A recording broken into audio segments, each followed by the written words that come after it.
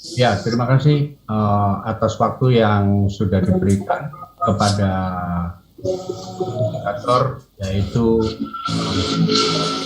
Osman. Terima kasih juga kepada semua yang peserta yang ada di room sini. Pada waktu ini kami sebagai orang Kristen ingin memaparkan sedikit terkait dengan masalah neraka di ajaran kami yang kami peroleh selama ini.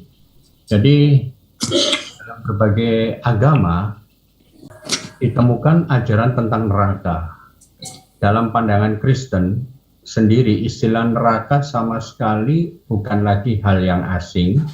Kebanyakan dari kita sebagai orang Kristen pasti sudah sering membaca di Alkitab, mendengarnya dari khotbah-khotbah atau pengajaran-pengajaran yang ada di gereja.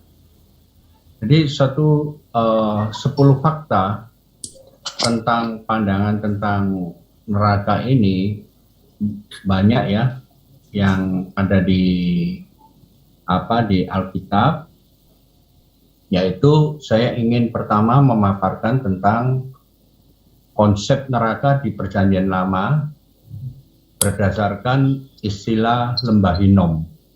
Jadi fakta pertama tentang neraka menurut pandangan Kristen adalah bahwa konsep neraka di Alkitab Perjanjian Lama berasal dari istilah Lembah Hinnom.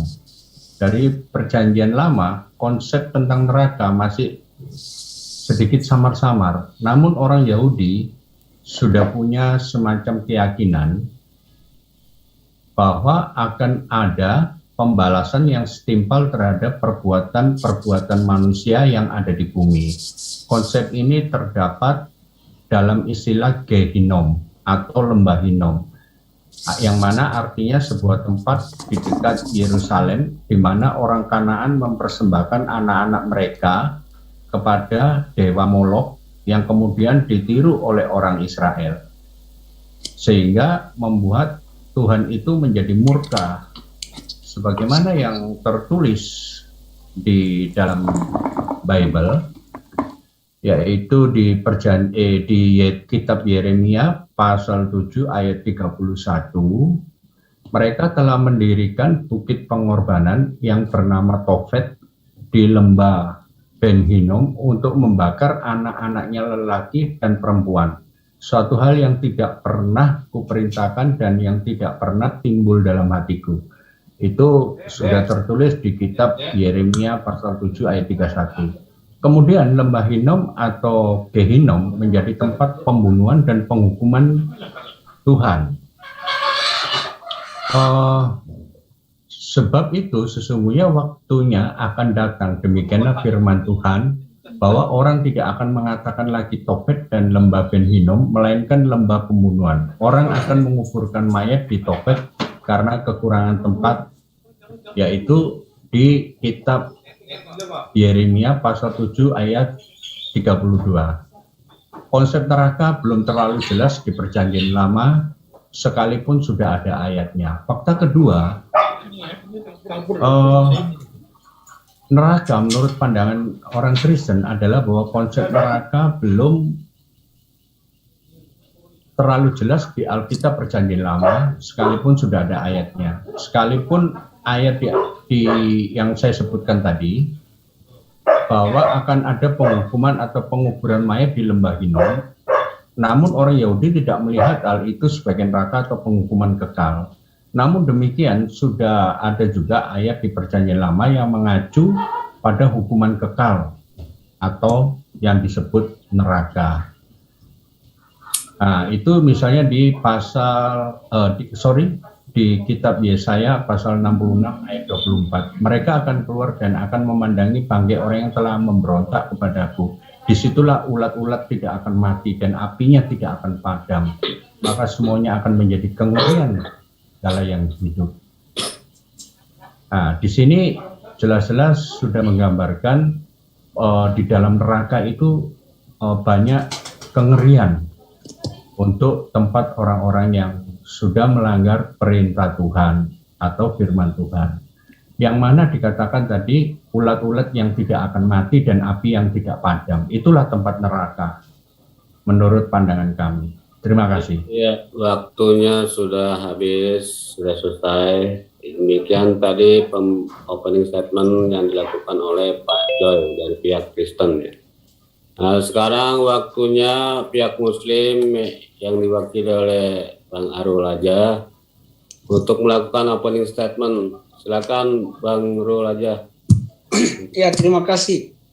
Halo, saya dengar. Silakan. Ya. Assalamualaikum warahmatullahi wabarakatuh. Allahumma salli ala sayyidina Muhammad wa ala sayyidina Muhammad. Jadi di dalam literasi Islam, kata neraka ini memang etimologi daripada kata neraka ini bukan berasal hanya asal mula dari kata ini berasal dari bahasa Sanskerta, ya, bahasa Sanskerta. Halo. Jadi kalau kita meridik pada konsep Islam bahwa neraka itu artinya nar, ya, artinya nar, api, ya, api yang menyala-nyala, tempat penyiksaan. Kalau kita bisa katakan bahwa itu adalah tempat penyiksaan bagi manusia maupun orang jin, ya, yang bisa melakukan pembangkangan kepada syariat-syariat daripada apa yang dibawa oleh Nabi dan Rasulnya.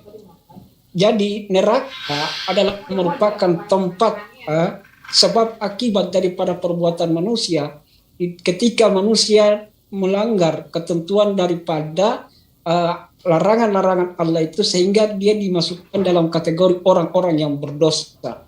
Jadi orang yang berdosa tentunya harus melalui sebuah proses penyiksaan. Kenapa?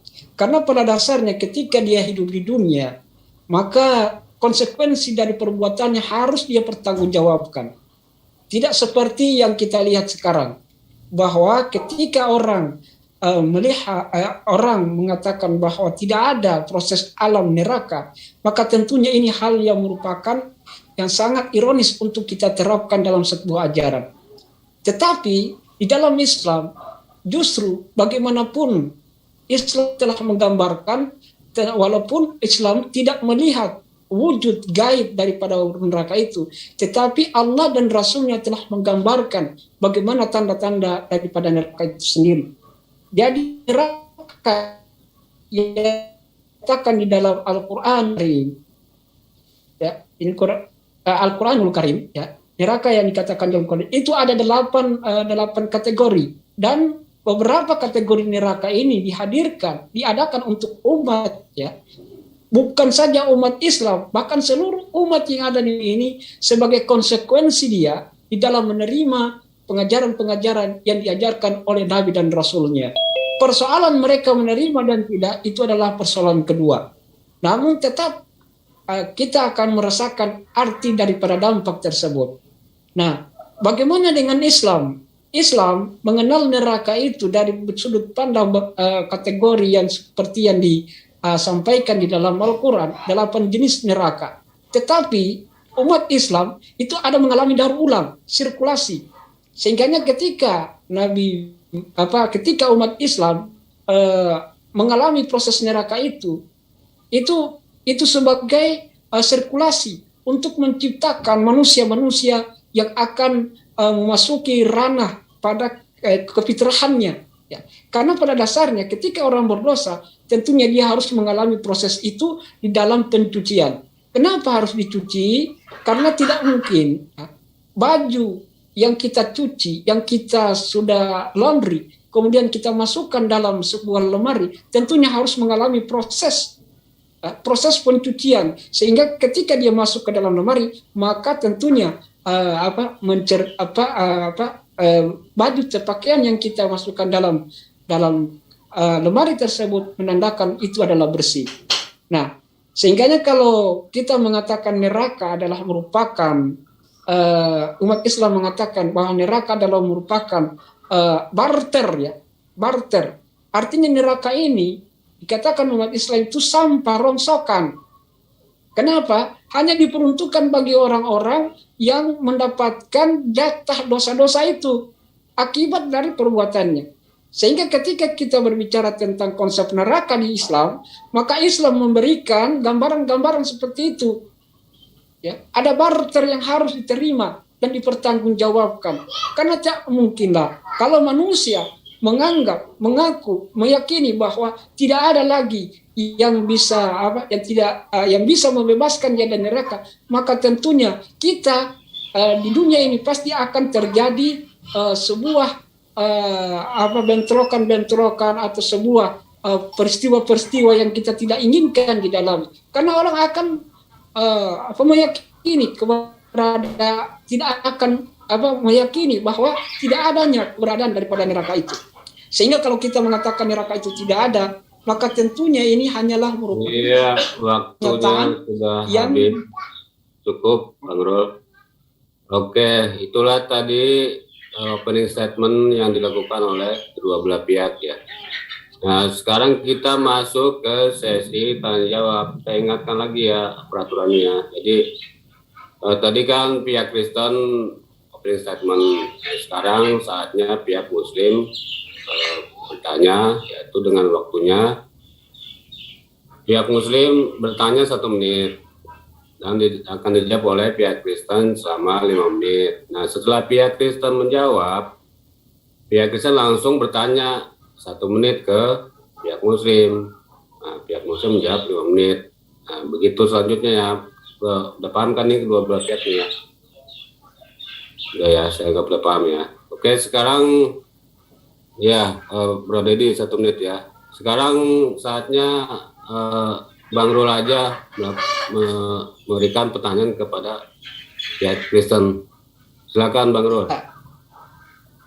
Pertanyaan saya, Bang Joyce, pertanyaan saya tidak terlalu panjang atau singkat aja, bahwa dikatakan di Yesus itu sebagai penebus dosa, ya kan? Dan orang-orang di dalam kitab lain dijelaskan ya, bahwa tidak ada yang namanya sebab akibat daripada perbuatan manusia. Sehingga karena kehadiran daripada yang namanya Yesus dengan putus-putus suaranya. Bentar, Bang Rul putus-putus nih suaranya. Apakah ketika orang dengan keyakinan seperti itu,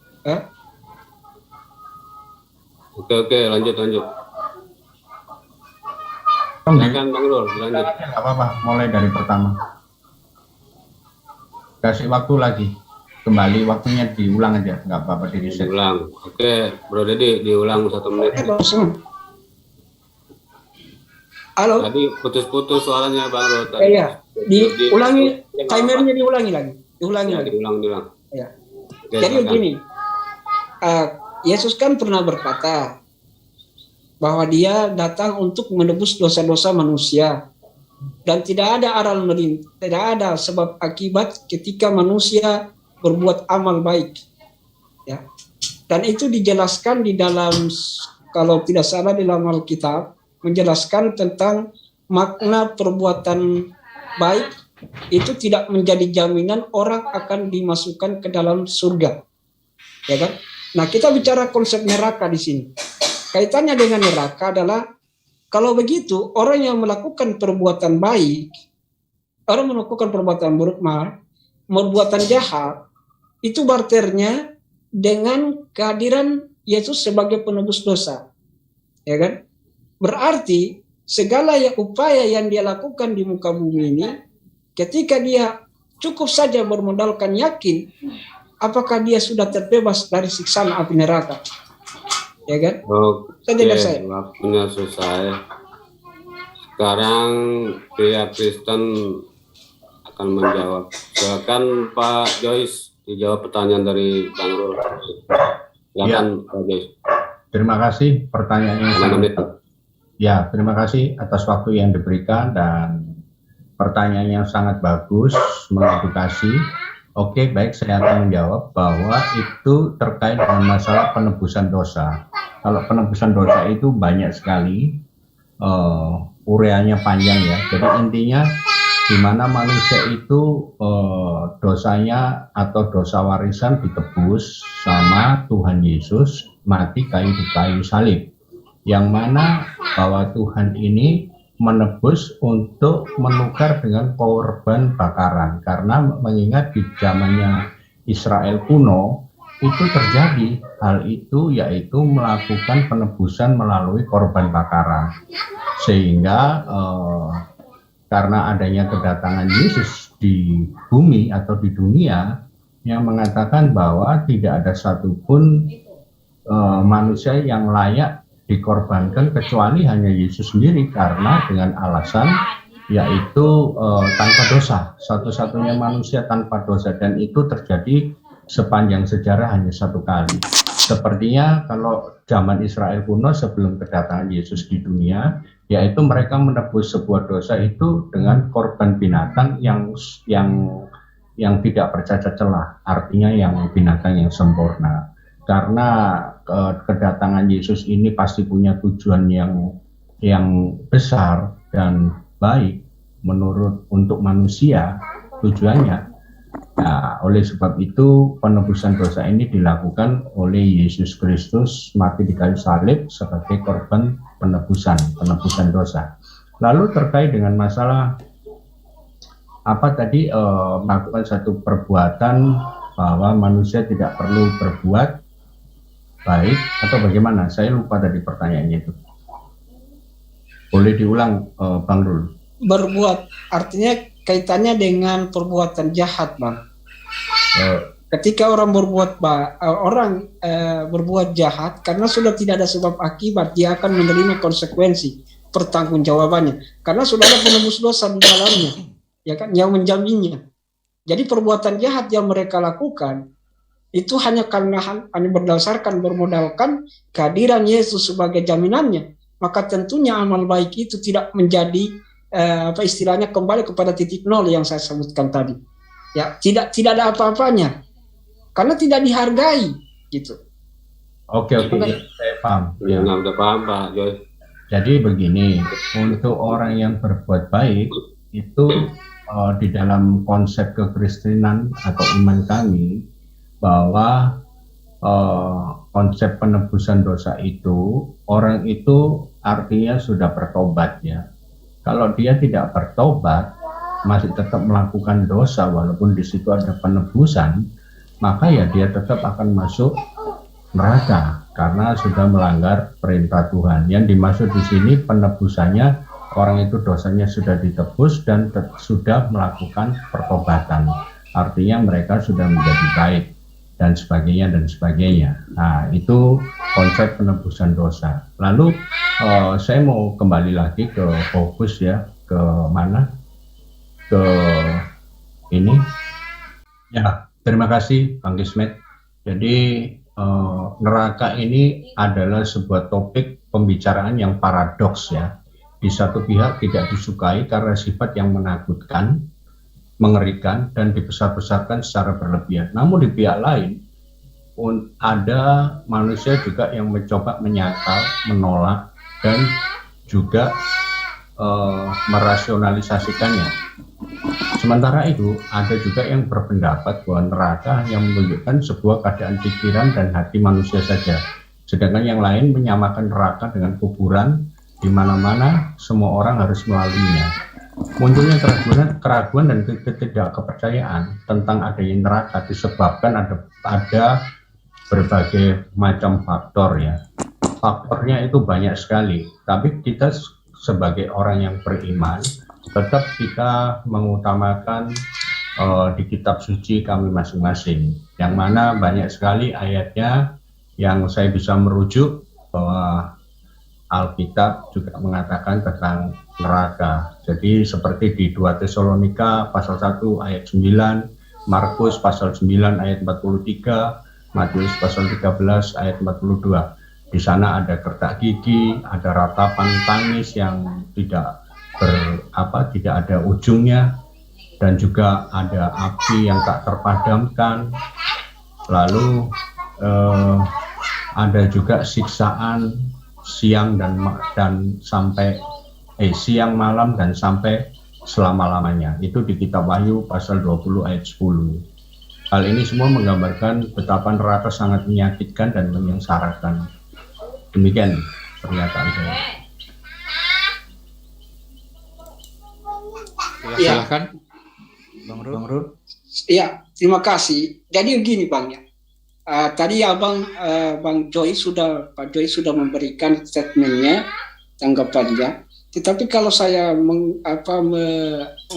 meneliti tentang konsep Alkitab, Perjanjian Baru, pernyataan dari Yesus sendiri, yang mengatakan dia datang dengan bentuk penyiksaan dan penderitaannya untuk menanggung dosa-dosa manusia.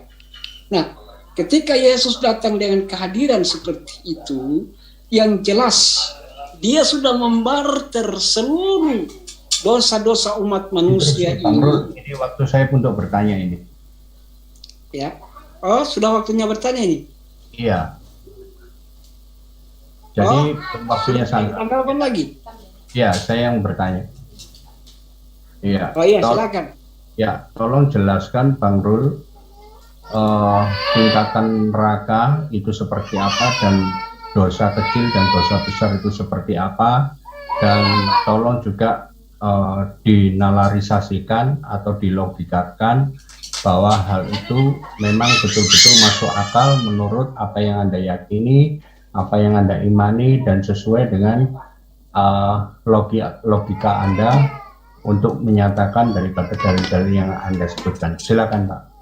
Iya, jadi Al-Quran itu sudah menjelaskan tentang definisi neraka-neraka yang ada di dalam muatan keyakinan Islam itu sendiri, yang dijabarkan dalam perspektif beberapa ayat yang berseberangan, namun memiliki arti dan makna yang tidak pernah berbeda di antara dari apa yang dijelaskan di dalamnya. Pertama yakni neraka jahanam ya. Ada neraka jahanam yang khusus untuk diperuntukkan bagi orang-orang kafir. Ya. Orang-orang yang kafir ini dalam kategori orang-orang yang membangkang tentang keberadaan Allah Subhanahu wa taala. Kemudian ada neraka jahim. Neraka jahim ini adalah orang-orang yang banyak mempersekutukan Allah. Nah, kalau jahanam itu disebutkan bahwa dia abadi dan abadi untuk selamanya, abadan. Karena dia akan kekal, tidak akan keluar dari neraka itu. Ya. Sehingga ketika kita mengatakan bahwa neraka itu sama dengan kehidupannya di dunia, maka tentunya Allah sudah menggambarkan bahwa kehidupan di dunia ini beribu-ribu tahun dengan satu hari akhirat. Perbedaannya seperti itu. Nah, ada neraka sakar, neraka sa'ir, neraka toma, neraka awiyah. Ada 8 kategori neraka. Tetapi kategori sisa dari neraka-neraka ini memang untuk diperuntukkan bagi orang-orang yang melanggar ketentuan daripada Nabi dan Rasulnya. Ya, artinya umat Islam yang termasuk di dalamnya. Nah, saya sudah jelaskan dalam open statement tadi bahwa kedudukan tentang neraka. Nah, bagaimana dengan menarasikan dalam bentuk penanaran yang sebenarnya? Sebenarnya kita bisa melihat bahwa alangkah indahnya ketika orang-orang berbuat baik ya sewaktu di dunia. Nah, ketika kita berbuat baik, tentunya ada sebuah kebahagiaan tersendiri bagi kita untuk berbuat baik.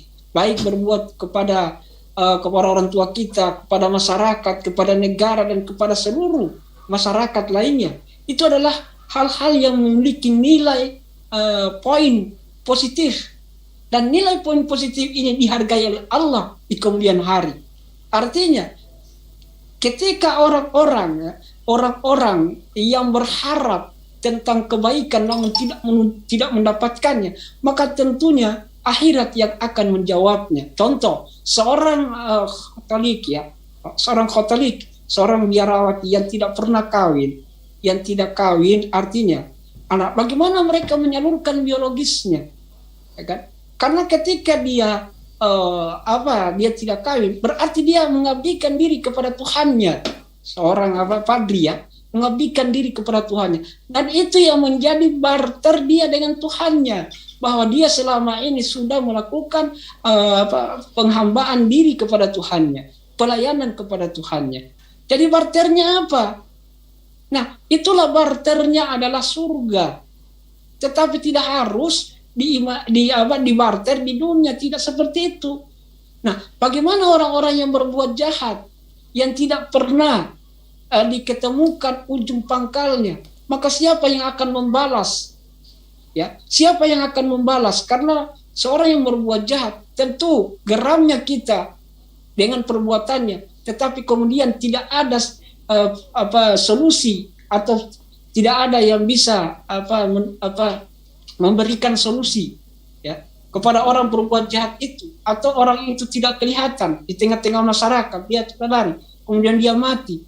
Nah, keadilan yang mana yang harus kita dapatkan? Tentu ada keadilan akhirat yang akan ditunggu-tunggu di sana nanti. Inilah yang dinamakan dengan narasi dalam penalaran dari sebuah konsep keadilan. Ya, keadilan di dalam berbuat baik dan keadilan orang-orang yang berbuat jahat atau melanggar. Itu saja dari saya. Terima kasih. 31 menit. Detik. Ini Bang Rul yang bertanya lagi. Ya, oke. Silakan Bang Rul. Ya, saya ingin bertanya Bang tentang konsep neraka dalam perspektif perjanjian baru. Nah, Ya. dikatakan di sana, kalau di Islam Bang, seburuk-buruk neraka tidak ada yang namanya neraka yang dipenuhi oleh tinja. Itu seburuk-buruk neraka. Kalau di kitab Yahudi atau kitab Sanhedrin yang mengatakan ada neraka itu diumpamakan seperti itu. Kalau di kita umat Islam tidak seperti itu. Nah, pertanyaannya, kalau kita baca kitab Wahyu Bang, ini ada kitab Wahyu ini ada perjalanan yang menceritakan tentang konsep surga dan neraka, ya, yang di sana diceritakan tentang wujud-wujud daripada hampir memiliki kemiripan mitos orang-orang Yunani. Contoh, kuda poni yang berkepala 7, ya kan? Ada perang naga di dalamnya. Itu sebenarnya yang saya perhatikan dari yang saya kaji, sebenarnya ini cerita neraka atau cerita surga. Karena simpang siur Bang. Kalau kita menceritakan itu konsep surga, konsep neraka, tetapi justru di situ ada surga. Kalau namanya surga itu adalah nirwana. Sedangkan nirwana itu suci. Suci dalam segala pertikaian. Suci dalam segala apapun yang terjadi di dalamnya. Tetapi justru kalau kita lihat di sana ada kehidupan yang hampir memiliki kemiripan yang ada di muka bumi ini. Nah, itu konsepnya. Jadi kalau saya melihat, apakah baik, waktunya sudah habis. sudah habis ya? Silakan untuk Pertanyaannya apa ini? Nggak jelas saya, di neraka atau di surga? Ya itulah saya bingung Bang. Ini neraka atau surga di dalam kitab Wahyu? Wahyu Silakan pasal di- berapa? Ya, dalam kitab Wahyu, dalam pasal pasal 1, sebentar. Pasal Oh. 1, Bantu screen. ya. Ini kan? Sebentar. Saya screen boleh? Ya, silakan. Ya. Dalam pasal 1 ya. Jadi ketika itu siapa?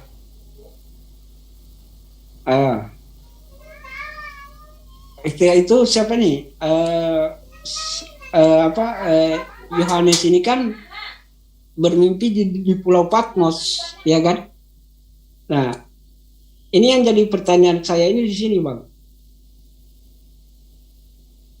Boleh saya screen? Ya, silakan.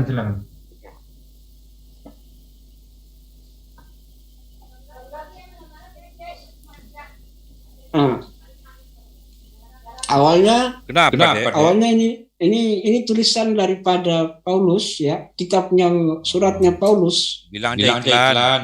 Ia telah menyatakan kepada hambanya Matikan Yohanes. ya. Yohanes telah bersaksi tentang firman Allah dan tentang kesaksian diberikan oleh Yesus Kristus. yaitu segala sesuatu yang telah dilihatnya. Artinya yang telah dilihatnya di Pulau Patmos itu ya. Iya. Ya. Apakah di situ tidak diceritakan apakah Yohanes bermimpi atau tidak? Karena ini cerita bukan dari Yesus, tapi cerita dari penglihatan Yohanes.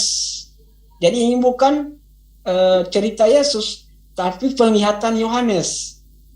Kemudian pada hari itu aku melihat sesungguhnya sebuah pintu terbuka di sorga, dan suara yang dulu yang telah aku dengar berkata kepada aku seperti penyusup, naiklah dan di sini bang, ini banyak sekali. Nah, dari tata itu keluar kilat dan bunyi guru yang menderu. Ini di surga bang. Dan 7 obor menyala-nyala di hadapan tata itu, itulah ketujuh roh Allah. Dan di hadapan tahta itu ada lautan kaca. Nah, adapun makhluk yang pertama sama seperti singa.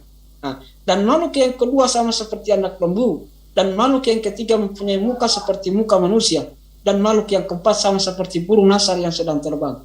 Jadi ini cerita apa sebenarnya? Ini neraka atau surga? Karena di sini diceritakan di surga. Sementara konsep yang datang sesudahnya adalah kehadiran daripada makhluk-makhluk menyeramkan di dalamnya. Nah ini kan, ini yang saya bingung itu bang. Bukan saya memuja Alkitab abang, tidak. Tetapi memperhatikan dengan seksama apa yang disampaikan oleh Alkitab ini. Nah siapakah yang layak membuka gulungan? Ini kan, ini di surga bang. Ini penglihatan Yohanes ya, bukan pernyataan Yesus. Lalu berkatalah waktu itu kepada aku, jangan engkau menangis, untuk singa dari suku Yehuda yaitu Mas Daud. Ini semacam perumpamaan ini. Kalau kita melihat di sini, maka aku melihat dan mendengar suara banyak malaikat serta makhluk dan tua-tua itu, jumlah mereka berlaksa dan beribu laksa. Nah, ada domba yang disembelih itu layak untuk menerima kuasa dan kekayaan. Ada lagi bang, banyak sekali ini. Ada yang menyatakan tentang pasal berapa itu? Ya, ini Wahyu 7 bang.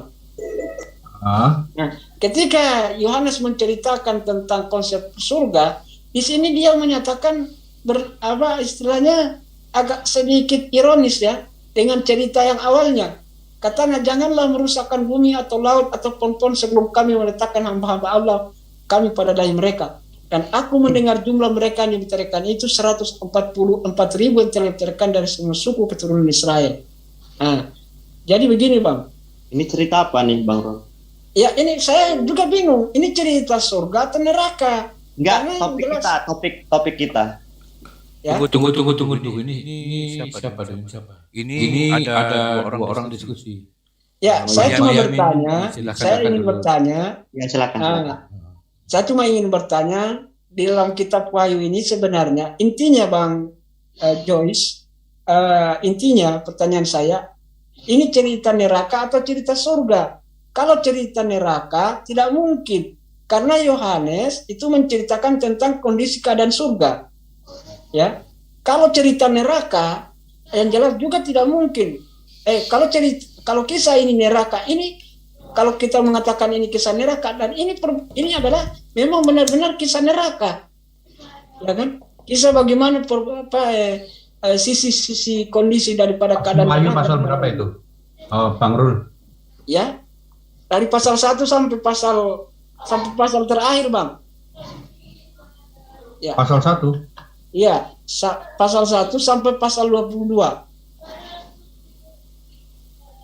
Itu semuanya cerita. Ini kan cerita surga, bang.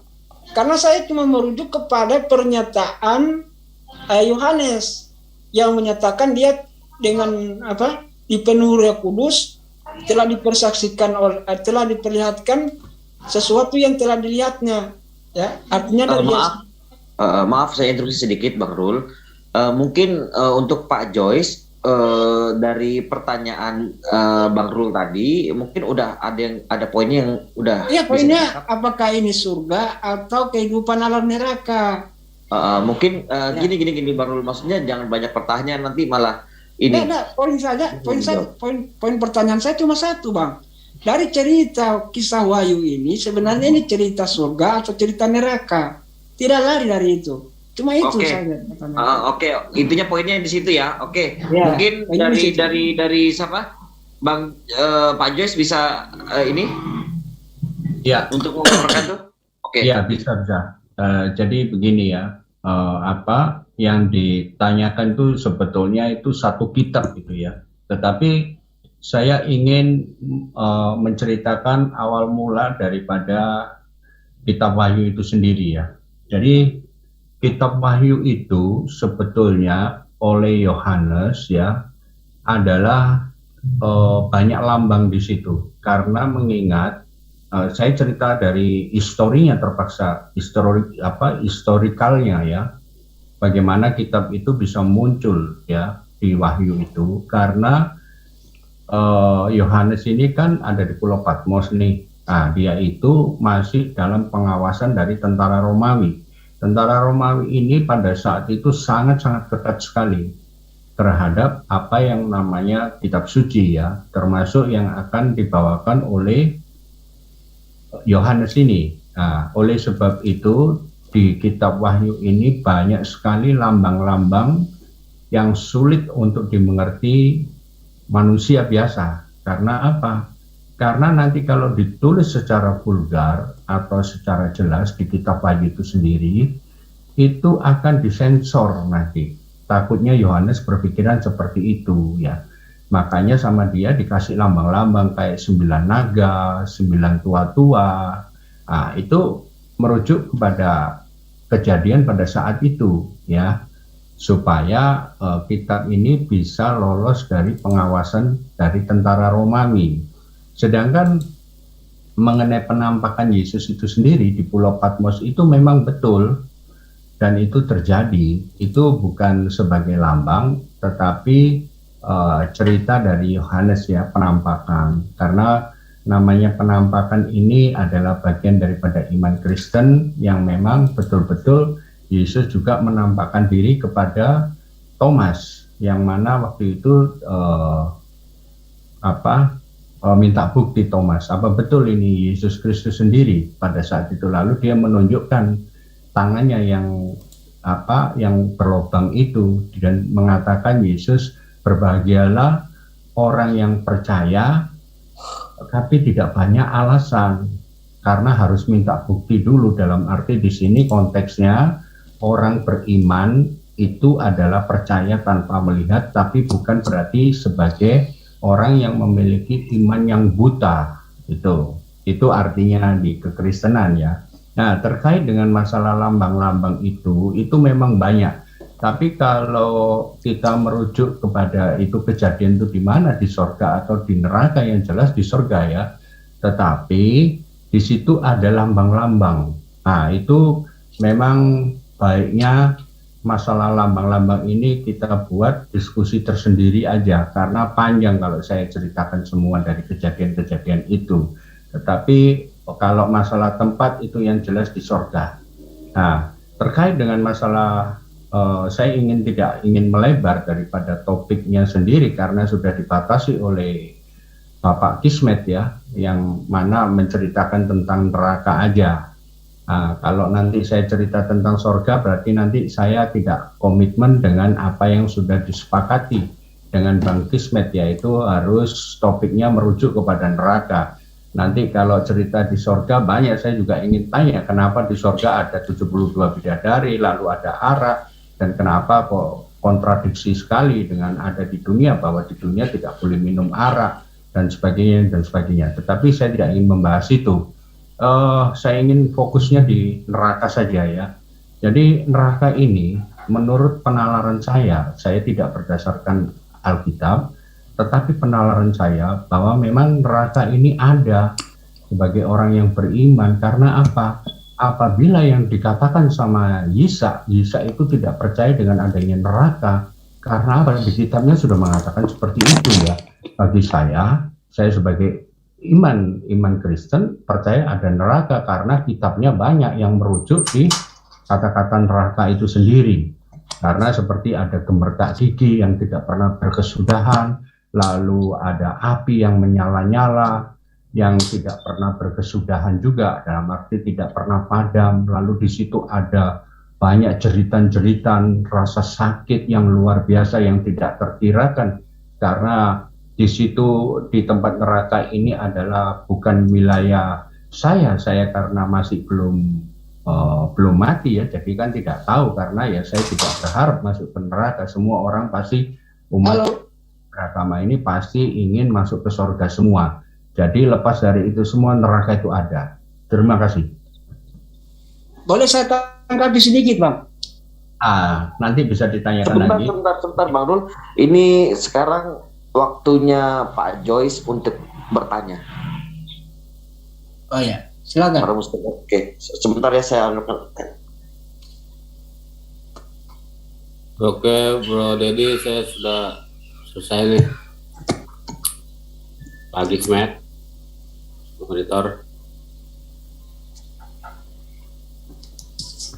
Lanjut. Pak Osman, waktu yang sudah diberikan pada saya ingin bertanya kepada Bang Rul, kenapa Anda percaya dengan adanya neraka? Dan bisakah Anda menjelaskan secara nalar, tapi bukan berdasarkan dalil? Apa yang saya katakan tadi saya juga berdasarkan nalar ya. Di samping pula ada dalil-dalil yang menguatkan daripada nalar saya. Saya ingin bertanya Anda menjawab bahwa neraka itu ada berdasarkan nalar Anda yang diperkuat oleh dalil Anda. Dan itu yang pertama. Dan juga tolong disebutkan dosa besar dan dosa kecil.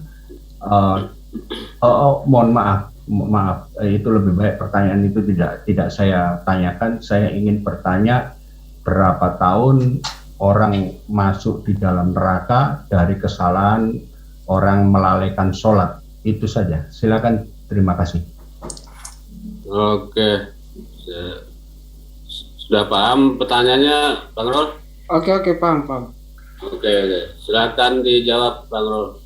Iya, jadi Muhammad Rasulullah SAW itu memberitakan tentang keadaan dan kondisi neraka dan surga. Jadi tidak ada satupun yang dari sahabatnya atau dari orang murid-muridnya atau daripada teman-temannya, koleganya yang menceritakan tentang konsep surga dan neraka. Kalau itu hadir di tengah-tengah dari para sahabat atau murid, maka tentunya itu yang jadi pertanyaan bagi kami. Karena Islam akan dijustis sebagai agama kebohongan, pendusta. Tapi kenyataannya kami menerima hasil daripada penyampaian daripada Rasulullah itu sendiri. Ya, terkait dengan pertanyaan Bapak mengenai masalah neraka. Apa itu tadi, Pak? Mengenai masalah neraka. Iya, jadi neraka ini pertanyaan saya, tolong di stop aja ini waktunya ini. Ya, stop dulu waktunya. Ya, terima kasih Bang Dedi. Jadi pertanyaan saya ulang tadi, tolong Anda jawab pembuktian neraka itu berdasarkan nalar yang pertama. Nalar ya, nalar. Ya. Tetapi diperkuat oleh dalil. Itu yang pertama. Ya. Yang kedua, orang yang meninggalkan sholat itu dihukum di neraka berapa tahun? Tolong diperjelas kalimat itu ya, karena saya tidak tahu. Saya ingin silakan. Terima kasih. Jadi pertanyaan pertama terkait dengan neraka. Ya, memang pada dasarnya umat Islam ya itu diberikan penyampaian oleh Nabi Muhammad SAW tentang kondisi neraka itu dan diperuntukkan kepada siapa neraka itu diadakan. Nah, ketika umat Islam ya, ketika manusia tidak ada sanksi yang bisa mengikat tentang perbuatan-perbuatan di dunia, maka tentunya akan menjadi sebuah kehidupan yang seperti di rimba. Karena tidak ada sanksi yang memberikan sanksi di dalamnya. Kalaupun itu ada, maka hukum yang kita lihat sekarang ini kadangkala tidak memiliki sebuah justice, keadilan yang yang kita harapkan sebenarnya. Sehingga perlu adanya keadilan Tuhan. Maka keadilan Tuhan itu dijawetahkan dalam bentuk-bentuk pernyataan hukum-hukum di dalamnya. Nah, hukum Taurat yang dibawa oleh Nabi Musa itu masih diimplementasikan oleh umat Nabi Muhammad. Kalau itu nantinya digunakan oleh orang-orang atau negara-negara yang bisa berkompromi tentang ajaran syariat Islam, tetapi bukan di Indonesia. Nah, Kalau seandainya hukum-hukum itu tidak ada, maka kemana larinya manusia ketika manusia melakukan sebuah pembenaran kepada perbuatan kejahatannya? Maka tentunya ada sanksi yang harus diberikan kepada dia. Konsekuensi apa yang harus dia terima? Nah itulah. Tetapi pada dasarnya umat Islam itu bukan takut neraka, tidak. Karena semakin takut dia kepada sanksi yang diberikan Allah, maka semakin takut dia kepada perbuatan-perbuatan yang akan melanggar, ya, akan menjauhkan dia daripada Allah. Artinya dia lebih dekat kepada Allah. Pada dasarnya umat Islam itu bukan takut neraka, tetapi takut akan menjauhnya dia daripada hadapan Allah. Itu intinya. Nah, kemudian pertanyaan kedua, bagaimana lamanya Nabi orang sholat, ya, orang neraka wail? Itu pada dasarnya Allah yang lebih mengetahui, Bang. Karena orang yang sholat ini diperkhususkan untuk orang Muslim. Tetapi digambarkan di sana dalam Al-Quran bahwa satu hari dunia ini berbeda dengan satu harinya akhirat. Karena bisa saja 1000 tahun di dalam Al-Quran, bisa saja 50.000 tahun. Tetapi saya tidak memberikan statement atau fatwa yang saya yang tidak berdasarkan fatwa para ulama, karena saya melihat dari konteks yang ada di Al-Quran. Kalau saya melihat bahwa yang dikatakan perbedaan antara waktu dunia dengan waktu akhirat itu akan berbeda jauh sekali. Sehingga kalau siksaan kepada Muslim itu melalui proses daur ulang, ya, proses daur ulang. Artinya apa, ya, istilahnya itu asimilasi atau bagaimana, saya tidak tahu, saya kurang tahu itu. Jadi daur ulang ini yang akan menciptakan barang baru, ya, menciptakan generasi baru, dan generasi baru itu namanya fitrah, karena akan diganti oleh Allah dengan kulit-kulit yang baru, yang tadinya setelah istilahnya dia sudah bertanggung jawab terhadap perbuatannya semasa waktu di dunia. Itu saja dari saya. Terima kasih. Oke, itu tadi jawaban dari Bang Rul. Sekarang saatnya Bang Rul bertanya kepada Pak Joy selama 1 menit. Silakan Bang Rul. Kalau saya ingin bertanya, artinya nalar juga harus digunakan. Sebagaimana saya juga Anda bertanya, saya gunakan nalar. Nah, pertanyaan saya seperti ini, Pak Joyce. Silakan timernya, Bro Dedi. Ya. Ya, silakan Bang Rul. Kalau istilah neraka, ya dalam konteks Alkitab, ya, ini sebenarnya belum saya temukan keberadaannya. Belum jelas. Karena apa? Karena orang Kristen sampai hari ini diiming-imingi oleh penebusan Yesus, ya kan? Dengan istilahnya, artinya dia menanggung beban dari seluruh umat dosa manusia. Jadi itu diiming-imingi. Jadi ketika iming-iming itu datang, maka ketika kita bicara kebaikan itu hanya berdasarkan dari humanis, ya, cara pandang humanisnya, bukan cara pandang yang berasal dari Alkitab. Ya, kalau di Islam secara pandangan humanis maupun pandangan secara kitabiah, nasnya itu saling sinkron. Dia bisa memberikan itu. Jadi pertanyaan saya, gimana Pak Joy, dipahami nggak nih pertanyaan dari Bang Rul? Kayaknya Bang Rul belum selesai itu pertanyaannya. Iya kan, sesuai waktu, makanya Bang Rul tuh jangan panjang-panjang nanyanya. Bang Rul singkat aja, padat gitu loh. Sebenarnya saya tidak mau bertanya, Bang, karena pada dasarnya kalau saya bertanya pasti tidak akan sinkron, pasti dijawab kan dengan kita jawab gimana? Ya, pertanyaan saya itu, Bang. Jadi bagaimana bisa menerangkan tentang konsep penebusan dengan kehadiran neraka, itu aja. Itu intinya. Konsep penebusan dengan kehadiran neraka. Oke, silakan Pak Joyce dijawab selama 6 menit. Silakan, Pak. Ya, terima kasih Pak Moderator atas waktunya. Baik, saya jawab tadi. Seingat saya, Bang Rul, konsep neraka ini tidak jelas di kekristenan ya. Tetapi pernyataan tersebut atau pernyataan itu saya bantah, yaitu di Perjanjian Baru. Jadi di Perjanjian Baru itu mengenal istilah-istilah yang dipakai untuk neraka. Ada bermacam-macam, misalnya dapur api, tempat ratapan, lalu juga kertakan gigi, menjalani hukum kebinasaan selama-lamanya, dijauhkan dari hadirat Tuhan, api yang tak terpadamkan, lautan api dan belerang dan sebagainya. Saya ingin pakai dalil ya, yang mana supaya diketahui bahwa di Kristen pun juga ada pengenalan tentang neraka, bahkan ayatnya ada. Jadi misalnya di Kitab Matius pasal 13 ayat 42, semuanya akan dicampakkan ke dalam dapur api.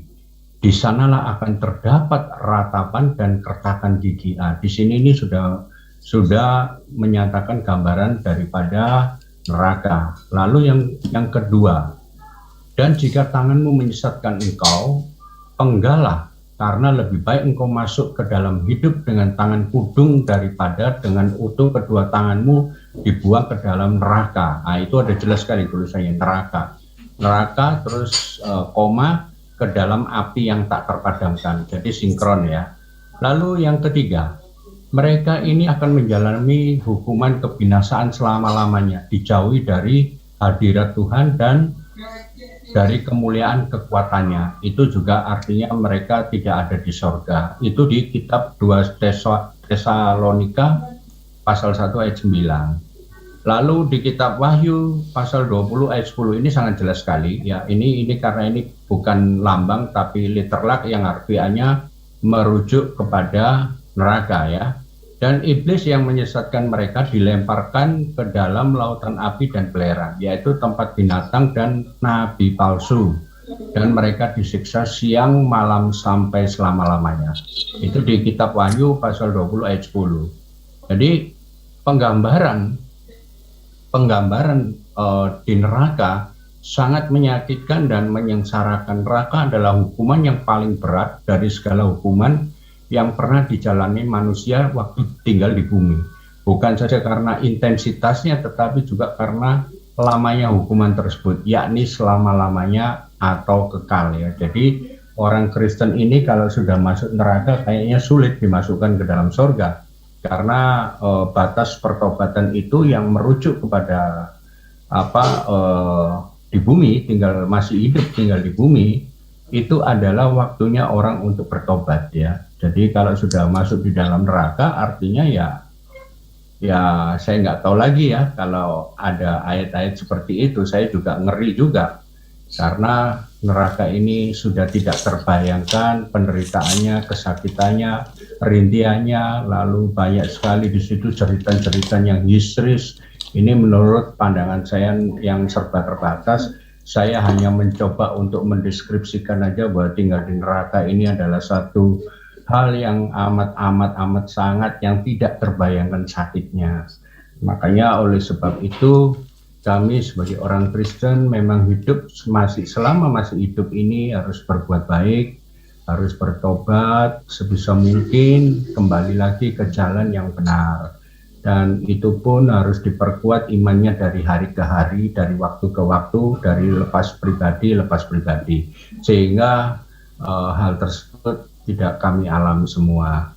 Oleh sebab itu, di dalam neraka itu sendiri sangat luar biasa penderitaannya. Jadi banyak juga yang menggambarkan bahwa di sana itu ada cacing-cacing, lalu ada yang lidahnya dipotong-potong, tangannya juga dipotong, kakinya juga dipotong, banyak sekali. Dan di neraka itu kalau nggak salah juga ada tingkatannya kalau nggak salah. Cuma saya nggak bisa menunjukkan dalilnya di mana. Tetapi saya pernah baca untuk ayat itu ya, khususnya tentang neraka, karena di kitab kami ini dengan semenjak adanya kedatangan Yesus Kristus di bumi ini, yaitu ada damai dan sukacita, yang mana damai sukacita ini ada di bumi atau hidup sesudah mati ya. Jadi yang mana orang lebih tahu bahwa harus masuk ke surga, tapi neraka tetap ada. Terima kasih. Oke, waktunya sudah habis. Nah, ini kan rencana 1,5 jam ya, ini kurang lebih sebentar. Waktunya kurang lebih 30 menit lagi. Nah, sekarang mau masuk sesi TikTok apa gimana nih? Silakan. Ya. Silakan. Ya, silakan. Maksudnya gini, sesi TikTok tuh, misalnya Pak Joyce mengeksplor lebih jauh tentang neraka versi Kristen, ya, atau versi Islam. Nah, nanti Bang Rul tuh kalau nggak sependapat, langsung dibantah aja gitu loh. Tapi tertib gitu loh, itu TikTok namanya, TikTok ya kan. Ya, begitu juga misalnya gantian Bang Rul mengeksplor, kalau membantahnya tuh dengan mengeksplor lagi tentang neraka versi Al-Quran misalnya kan, terus Pak Joyce membantah lagi. Nah, itu TikTok aja, artinya nggak ada. Enggak pakai timer. Nah, waktunya global tetap 30 menit Bro Dedi. Jadi Kenapa? kita bisa waktu 30 menit sesi TikTok ini. Paham nggak nih kedua belah? Ya. Oke, nanti setelah itu baru sesi closing statement nih, masing-masing pihak memberikan closing statement selama 5 menit dari hasil diskusi yang sudah dilakukan ini. Oke, silakan kalau gitu kita mulai aja sesi TikTok ini untuk selama 30 menit ke depan. Silakan nih Bro Dedi, timernya dimulai. Silakan, siapa yang duluan? Silakan. Saya duluan. Ya, silakan Bang Rul ya. Ya, saya menyambung dengan apa yang disampaikan oleh Pak tentang pembahasan ini ya, tentang neraka. Jadi neraka itu pada dasarnya adalah tempat bagi sebab akibat daripada perbuatan manusia. Itu tempat neraka, Bang. Dan itu sudah diamini oleh orang-orang Kristen sampai hari ini. Bentar, timernya ditutup dulu aja Bro Dedi, tapi tetap jalanin. Nanti kalau udah habis kasih tahu gitu. Ya. Jadi konsep neraka itu, kenapa neraka itu dihadirkan, ada dan keberadaannya? Karena pada dasarnya neraka itu diciptakan untuk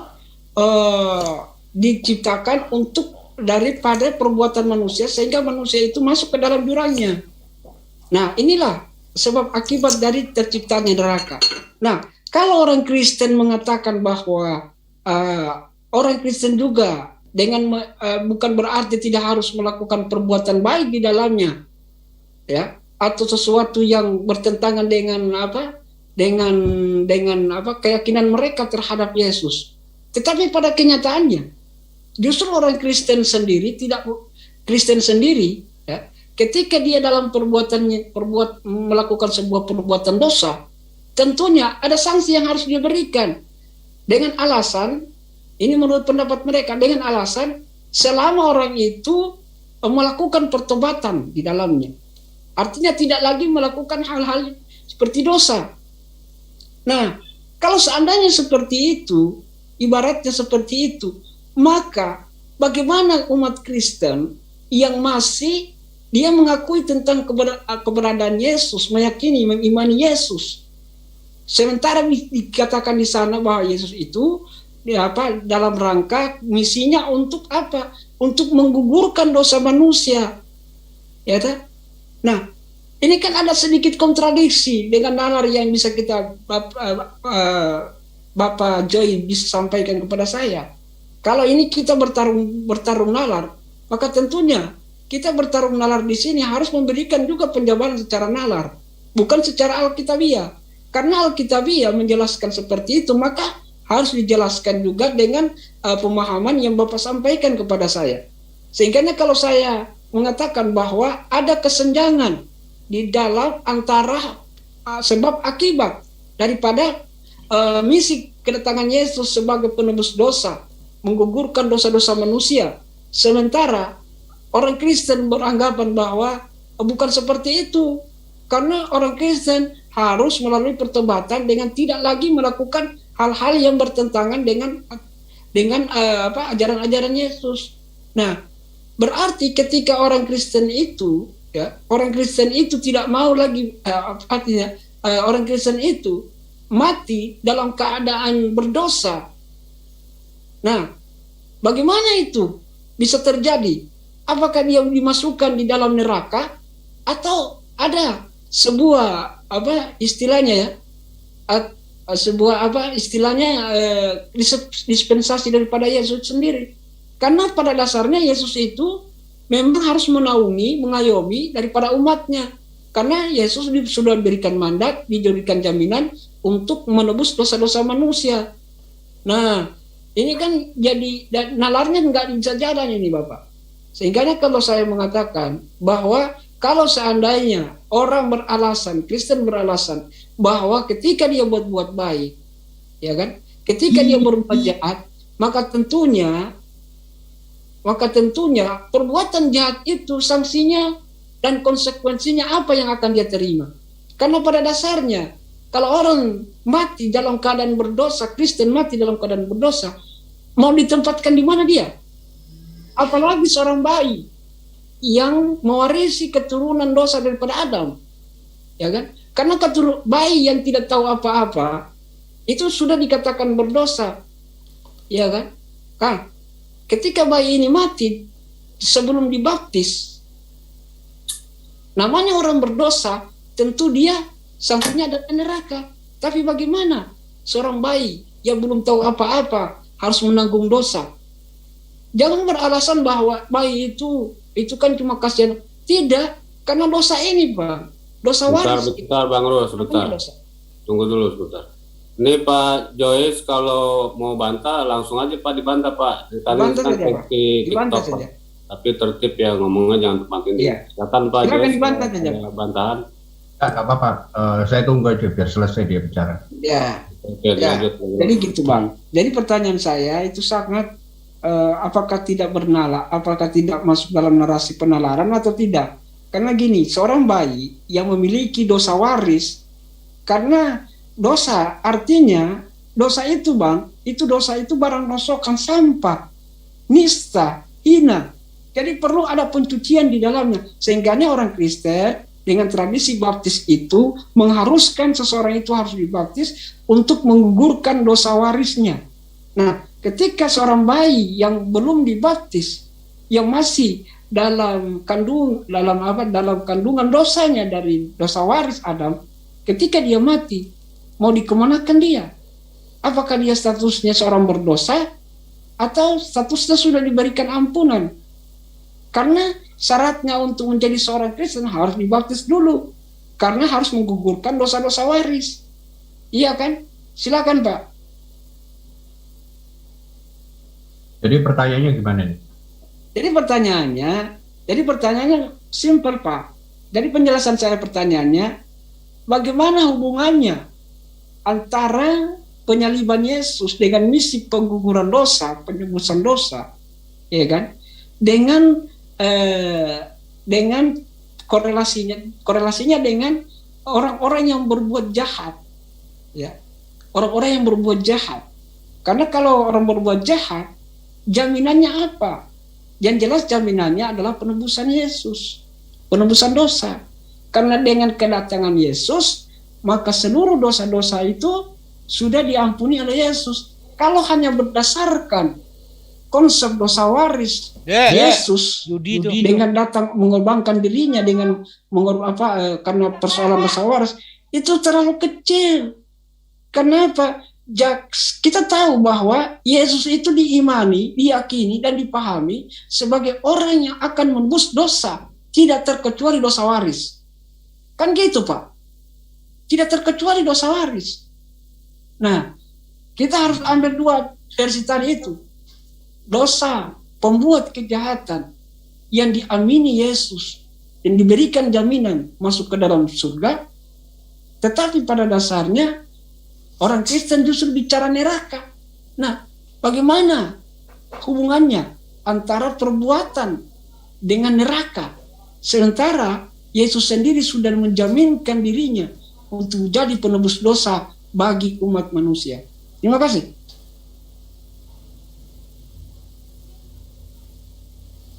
Oh ya, baik. Ini masalah ini ya, penebusan dosa ya, sebetulnya. Lalu kalau intisarinya penebusan dosa, yang mana mereka sudah orang jahat, durhaka, pembangkang, manusia Kristen pembangkang. Ya, lalu masuk kemana, neraka ke surga gitu ya? Ya. Baik. Jadi begini, di dalam konteks penebusan dosa itu sendiri, itu mengacu kepada Israel kuno, ya, yang mana waktu di zaman Israel kuno itu orang yang berbuat dosa, maka mereka harus menebus, di satu sisi bertobat, juga harus ditebus dengan korban bakaran. Nah, korban bakaran itu apa? Yaitu mezbah. Mezbah yang di atasnya ada binatang. Dan kriterianya banyak orang pada saat itu di Israel kuno sana ya. Jadi binatang itu harus sempurna. Artinya sempurna begini, dia tidak sakit, binatangnya kurus, lalu binatangnya pokoknya harus bagus ya menurut pandangan atau norma-norma manusia, yaitu binatang itu sehat dan tidak bercacat celah. Jadi betul-betul bagus. Nah, oleh karena di dalam perjanjian lama itu seperti itu, maka datanglah Yesus Kristus untuk menebus dosa. Nah, menebus dosa itu sendiri, itu ada yang namanya korban bakaran itu diganti dengan manusia atau Yesus itu sendiri dengan mati di kayu salib. Kenapa kok harus Yesus? Yesus adalah juga sebagai manusia 100%, juga 100% Allah, karena menganut kepada Tuhan yang Maha Esa. Tuhan yang Maha Esa itu sebetulnya bahasa Ibraninya Elohim, yang mana bisa diartikan atau ditranslate menjadi di Indonesia, yaitu artinya tunggal jamak ya, karena gramatikal kita tidak mengenal itu secara etimologi di dalam kaidah-kaidah bahasa Indonesia. Jadi tunggal jamak ini yaitu tiga oknum hakikatnya satu, sehingga Yesus ini mati di kayu salib. Kenapa? Karena dia punya tujuan untuk itu. Karena apabila tidak ada penebusan, berarti Allahnya itu adalah Allah yang kami sembah adalah Allah yang pelin-pelan dong. Bagaimana orang sudah berbuat dosa karena dia adalah Maha Suci, lalu biasa-biasa aja, jadi tanpa ada penebusan dosa. Karena kalau saya analogikakan atau saya mengambil satu contoh, konteksnya begini. Misalnya ada si A ini merampok hartanya si B dan juga membunuh. Untuk harta bisa dikembalikan ke si B, tetapi untuk nyawa apakah bisa? Kan tidak mungkin. Makanya harus ada penebusan di situ. Penebusan itu yaitu di bendanya, tetapi nyawanya kan tidak ada. Itu kalau di pengadilan kan begitu. Nyawanya apa bisa mungkin kita kembalikan lagi? Kan nggak mungkin karena sudah dibunuh. Dan Allah itu bukan Allah yang sembarangan, artinya Allah yang memiliki salah satu sifat, yaitu Maha Kudus. Apabila orang itu tidak ditebus dulu, dosa-dosanya yang dia perbuat manusia waktu hidup di bumi, maka dia tidak akan bisa ada korelasinya. Kenapa kok tidak ada korelasinya? Karena Allah itu Maha Kudus, Allah yang Maha Mulia, atau Tuhan yang Maha Kudus, sehingga manusia ini apabila di sorga harus ada penebusan, maka manusia dan Tuhan ini bisa dalam bersekutu, kira-kira itu ya. Nah, di dalam persekutuan ini antara manusia dengan Tuhan kalau di sorga, ini penjabaran saya ya, kalau didasarkan dari Alkitab, karena banyak sekali ayat-ayatnya yang mengatakan seperti itu. Apabila tidak ada mediator di sini, penebusan dosa anak manusia yang mati di kayu salib, maka tidak akan ketemu. Makanya di zaman sekarang ini atau zamannya dulu, sesudahnya Musa, itu Tuhan sudah menjauhkan diri. Itu akibat dari perbuatan manusia yang telah banyak sekali menyakiti hatinya Tuhan. Di sini artinya sebagai Allah yang transenden ya. Dan kenapa manusia ini berbuat dosa? Itu karena keadilan Tuhan. Karena Tuhan tidak mau melihat manusia ini seperti robot menjadi baik semua. Oleh sebab itu Tuhan itu karena maha adil dan maha kasih, dia mengasihi kepada semua manusia. Oleh keadilannya Tuhan yang maha adil, maka dia diberikanlah yang namanya excellent free will. Excellent free will itu apa? Yaitu adalah kebebasan manusia untuk menentukan pilihan. Yang mana menentukan pilihan itu seperti apa? Yaitu dia menentukan pilihan yang baik dan yang buruk. Kalau buruk itu berarti berdosa, kalau baik itu berarti mengikuti sesuai dengan perintah-perintahnya Tuhan, dan dia tidak menyimpang daripada norma-norma hukum daripada perintahnya Musa atau Ten Commandments, 10 perintah Allah yang tidak boleh dilanggar. Dan itu sudah ada rambu-rambunya. Oleh sebab itu Tuhan sudah tidak mau berhubungan dengan manusia, karena pada zamannya Musa atau nabi-nabi sebelumnya itu ada juga. Contoh misalnya Abraham, atau kalau di dalam Muslim disebut Nabi Ibrahim, yang mana kalau di kitab kami saya nggak tahu menurut keyakinannya Bang Rul, tapi karena ini versinya versi Kristen, Tuhan sendiri datang ke dunia dan dijamu itu, tapi dia memakai wujudnya wujud sebagai manusia, karena Allah itu adalah Allah yang transenden, di luar di luar batas akal pikiran sehat manusia, di luar kemampuan akal pikiran manusia, karena manusia itu sendiri memiliki kemampuan hanya satu tetes air yang diteteskan di dalam lautan samudera yang luas. Jadi yang mana bahwa manusia ini sungguh sangat-sangat terbatas untuk memahami kehendak Tuhan, memahami kesucian Tuhan. Oleh sebab itu di dalam Alkitab kami, apa yang kami yakini, ada rambu-rambunya, ada batasan-batasannya. Oleh sebab itu, karena ada batas-batas manusia yang berbuat dosa, maka diadakanlah korban penebusan manusia yang sempurna. Manusia yang tidak pernah berbuat dosa, yaitu siapa? Manusia itu yaitu Yesus Kristus, karena dia sebagai Tuhan juga 100% sebagai manusia. Dan untuk kenapa kok Tuhan bisa menjadi manusia, itu urusannya Tuhan. Tapi karena saya di sini topiknya hanya membahas masalah penebusan dosa, oleh sebab itu saya tidak akan menjelaskan bahwa Yesus Kristus itu adalah Tuhan, karena nanti bisa kita buat topik Tritunggal di dalam edisi khusus. Nah, saya ingin membahas masalah itu ya. Jadi manusia ini akan bisa bertemu dengan Yang Maha Kudus apabila ada penebusan dosa terlebih dahulu. Nah, setelah dia berbuat dosa, lalu melakukan melanggar perintah-perintah Tuhan, maka dia diadakan penebusan. Dan setelah ada penebusan itu bahwa manusia itu harus bertobat yang sesungguhnya, artinya dia tidak bertobat kepada siapa, Bang? Bertobat kepada siapa? Ya, bertobat otomatis dia bertobat untuk dirinya sendiri. Karena apa? Orang melakukan tujuannya kepada siapa? Bagaimana? Tujuannya kepada siapa? Ya, karena tujuannya dia supaya masuk ke surga, kan seperti itu. Iya, tujuan pertobatannya itu kepada siapa? Kepada Yesus atau ke Tuhannya Yesus? Atau kepada Injil? Enggak, jadi begini, itu nggak bisa kita secara universal di dalam pengertian itu, karena harus ada kitab khusus. Iya, memang kalau bertobat, Pak, kalau bertobat pada dasarnya bertobat memang untuk merubah, ya, merubah diri, ya kan?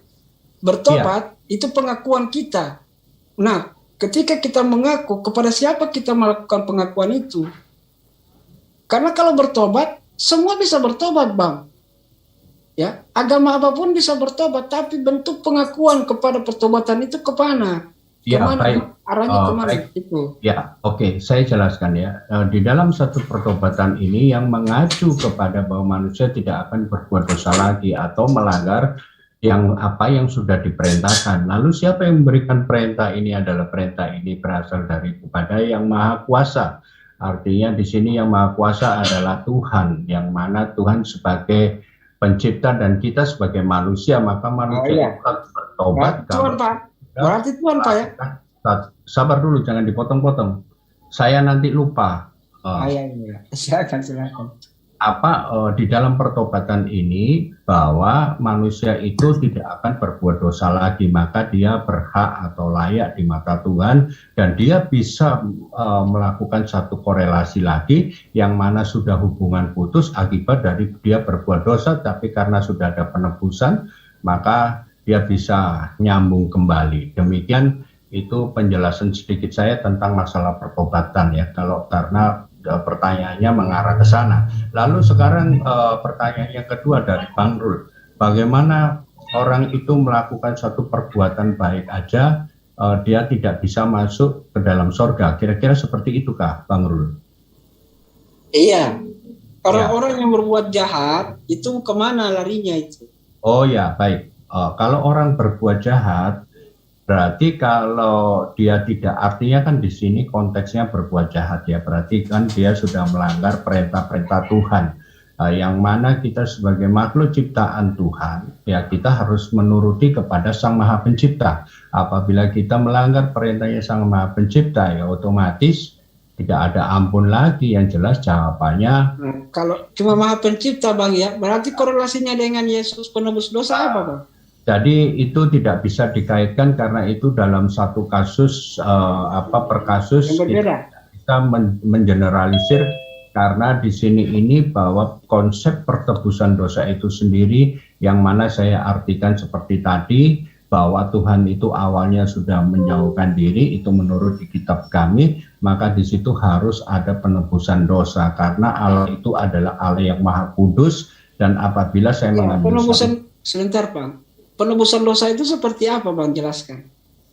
Ya, penebusan Yesus terhadap dosa. Tadi Bapak menyinggung masalah tentang konsep penciptaan ya, ditujukan kepada pencipta. Nah, sekarang hubungannya dengan Yesus bagaimana Bang? Iya, jadi begini, di dalam konsep penebusan dosa itu sendiri, yang pertama Yesus datang ke dunia ini pasti punya tujuan. Untuk apa Tuhan datang ke dunia? Apabila tidak ada tujuan, yang jelas pasti punya tujuan. Kalau Tuhan tidak punya tujuan, berarti kan sama dengan Tuhan itu nganggur kan seperti itu. Oleh sebab itu punya tujuan yang maha besar, karena dia sebagai penebus mengganti apa yang sudah diperintahkan pada saat sebelum ini perjanjian baru ini atau perjanjian lama. Karena apa? Di dalam perjanjian lama gigi dibalas dengan gigi, mata dibalas dengan mata, dalam arti di situ konteksnya darah dibayar dengan darah kan seperti itu. Tetapi setelah adanya Yesus lahir di dunia ini dengan mati di kayu salib, maka di situ sudah ditiadakan. Tetapi bukan berarti dihilangkan, enggak ya. Tetapi untuk aturan-aturan seperti itu sebetulnya sudah digenapi dengan matinya Yesus di kayu salib. Makanya orang Kristen menyebutnya yaitu sebagai konsep penebusan dosa. Nah, untuk apa konsep penebusan dosa itu sendiri? Itu karena untuk mempertemukan orang yang sudah berbuat dosa dengan yang Maha Kudus, sehingga orang yang berbuat dosa itu sudah ditebus dan juga dia sudah bertobat, maka dia bisa masuk ke surga dan dia bisa ketemu dengan yang Maha Kudus. Hubungannya dengan Tuhan Pencipta, Bang? Ya, yang Sang Pencipta itu adalah yang Maha Kudus tadi, atau Tuhan yang Maha Kudus. Nah, korelasinya dengan Yesus untuk apa, Bang? Gimana itu? Ya, jadi korelasinya dengan Yesus sendiri itu adalah sebagai korban penebusan. Itu pengertiannya. Korban penebusan ya? Kasihan ya, Yesus, Bang ya. Bang Rul nggak bisa bertanya kenapa kok adanya penebusan dosa dan sebagainya. Ya, saya cuma merasa kasihan Yesus ya. Jadi menurut iman kami itu seperti itu, makanya saya jelaskan dengan gamblang. Tetapi tidak akan mungkin dengan maksud tujuan Yesus untuk korban penebusan dosa ini bisa diterima oleh Bang Rul, mungkin ya, karena Bang Rul tidak ada keyakinan seperti itu. Jadi karena keyakinan yang berbeda ya, saya jelaskan sesuai ini. Oke, dengan saya sedikit Bang ya, sedikit. Ya, Bang Rul. Saya dulu ya Bang ya. Jadi mohon maaf, silakan di TikTok apa yang menjadi kesalahan saya, penyampaian saya. Jadi gini Bang, ketika Abang menyatakan bahwa gantian Bang Rul. Iya, sebentar. Ya. Sekarang saya mau menjelaskan dulu sama Abang. Ya.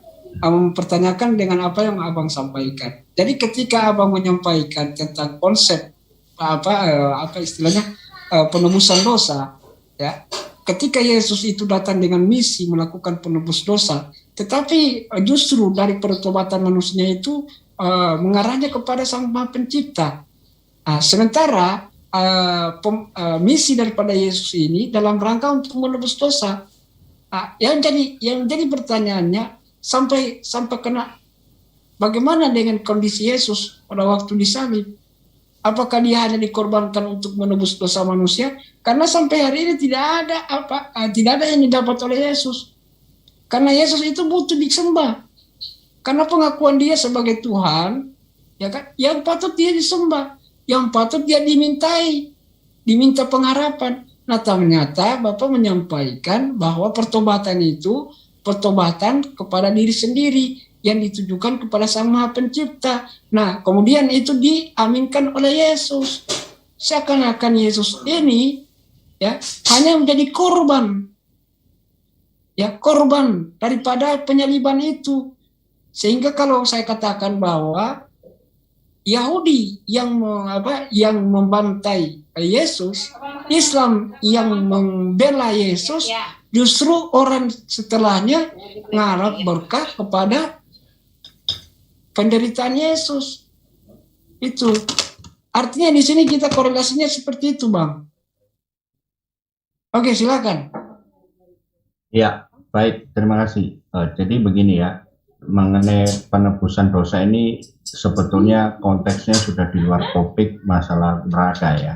Oke, nggak apa-apa, tapi tetap saya jelaskan, saya punya kewajiban untuk menjelaskan. Yang mana Yesus mati di kayu salib adalah sebagai manusia. Jadi manusia di dunia ini di sepanjang sejarah hanya peristiwa ini terjadi satu kali, yaitu manusia yang tanpa dosa. Coba sebutkan di mana ada dosa Yesus pernah melakukan satu kali saja. Misalnya dia membunuh, atau misalnya dia berbohong, atau misalnya dia mencuri, atau dia merampok, atau dia apalah, katakan berdosa. Kalau saya boleh bertanya, Pak, meminjam tanpa permisi kepada yang punya itu terkategori masuk apa itu, Pak? Meminjam tanpa permisi kepada pemiliknya. Itu apa, Pak? Meminjam tanpa permisi kepada pemiliknya itu bukan berarti dia berdosa. Tidak juga berdosa, karena lihat dulu konteksnya sampai sejauh mana. Berarti itu ada, Pak ya, itu masuk etika, Pak ya. Jadi tidak berdosa tapi etika. Jadi saya jangan lari ke sana, nanti akhirnya melebar kemana-mana ya. Cuma saya jelaskan khususnya di penebusan aja, karena sebetulnya ini di luar konteks daripada topik. Jadi kira-kira bahwa saya singkat aja, jangan terlalu lama nanti juga membosankan penjelasan saya, bahwasanya Yesus itu manusia 100%, Yesus manusia 100% Allah. Dia dikorbankan mati di kayu salib, yaitu untuk mengganti zamannya Israel zaman kuno dulu, yang mana orang sudah berbuat dosa, lalu ada penebusan yang namanya mezbah bakaran. Dan mezbah bakaran itu apa? Yaitu ternak-ternak yang dikorbankan. Di satu sisi orang yang sudah berbuat dosa jadi bertobat, dan dia cari ternak yang sempurna dalam arti yang tidak punya cacat, misalnya sakit-sakitan, kurus. Nah, itu pada saat zaman Israel kuno. Lalu baru kalau tanya, ngejar saya lagi, kenapa seperti itu? Ya, itu memang perintahnya daripada Tuhan, itu wewenangnya, hak prerogatif Tuhan Sang Maha Kuasa. Saya kira sudah cukup jelas ya, dengan adanya Yesus ada penebusan di kayu salib, bahwa korban bakaran seperti itu sudah ditiadakan dari semenjak kedatangan Yesus Kristus. Tapi saya ingin bertanya kepada Bang Rul ya, saya ingin kembali ke topik aja, ke masalah neraka. Kenapa di neraka itu lebih banyak wanitanya daripada prianya? Mengingat bahwa Tuhan itu adalah Maha Adil. Silakan dijawab dengan dalil yang seperti apa, Bang Rul. Nah, sudah terbukti di dunia. Di dunia saja itu kan populasi wanita itu lebih banyak daripada pria. Dan kita diperintahkan untuk berpoligami. Berpoligami bukan dalam arti melakukan sebuah penambahan kepada nafsu, tetapi justru di sana lebih menekankan kepada pengertian supaya wanita-wanita tersebut bisa diayomi, bisa dilindungi keberadaannya. Dan imbasnya kepada kita bisa mensejahterakan mereka apabila kita mampu, ya kan? Karena pada dasarnya prinsip pada wanita itu dalam berpoligami adalah pada sisi hartanya saja. Persoalan cinta itu persoalan kedua, Bang. Karena apa? Wanita itu pada dasarnya adalah menginginkan harta, ya, menginginkan perhiasan. Berbeda dengan kalau wanita-wanita yang tidak memiliki kepribadian paham seperti itu, maka tentu akan melahirkan sifat keegoisan. Karena dia tidak mau dibagi, dimadu dengan orang lain. Karena persoalan harta itu, persoalan ganteng, persoalan cinta itu persoalan kedua, Bang. Ini persoalan. Kemudian terkait dengan pernyataan Bapak itu, mengapa wanita-wanita itu lebih banyak di neraka? Karena pada dasarnya sudah digambarkan oleh Allah, oleh Rasulullah, bahwa wanita-wanita itu adalah penghuni neraka. Karena kesalahan wanita itu, ya kan? Karena pada dasarnya wanita itu diagungkan di Islam, bahkan dimateraikan namanya di dalam surat Al-Quranul Karim An-Nisa, bahkan diagungkan keberadaannya, diceritakan bagaimana menanggung penderitaannya. Di sana diagungkan, dimuliakan. Wanita itu Islam mengangkat gender daripada kehadiran wanita.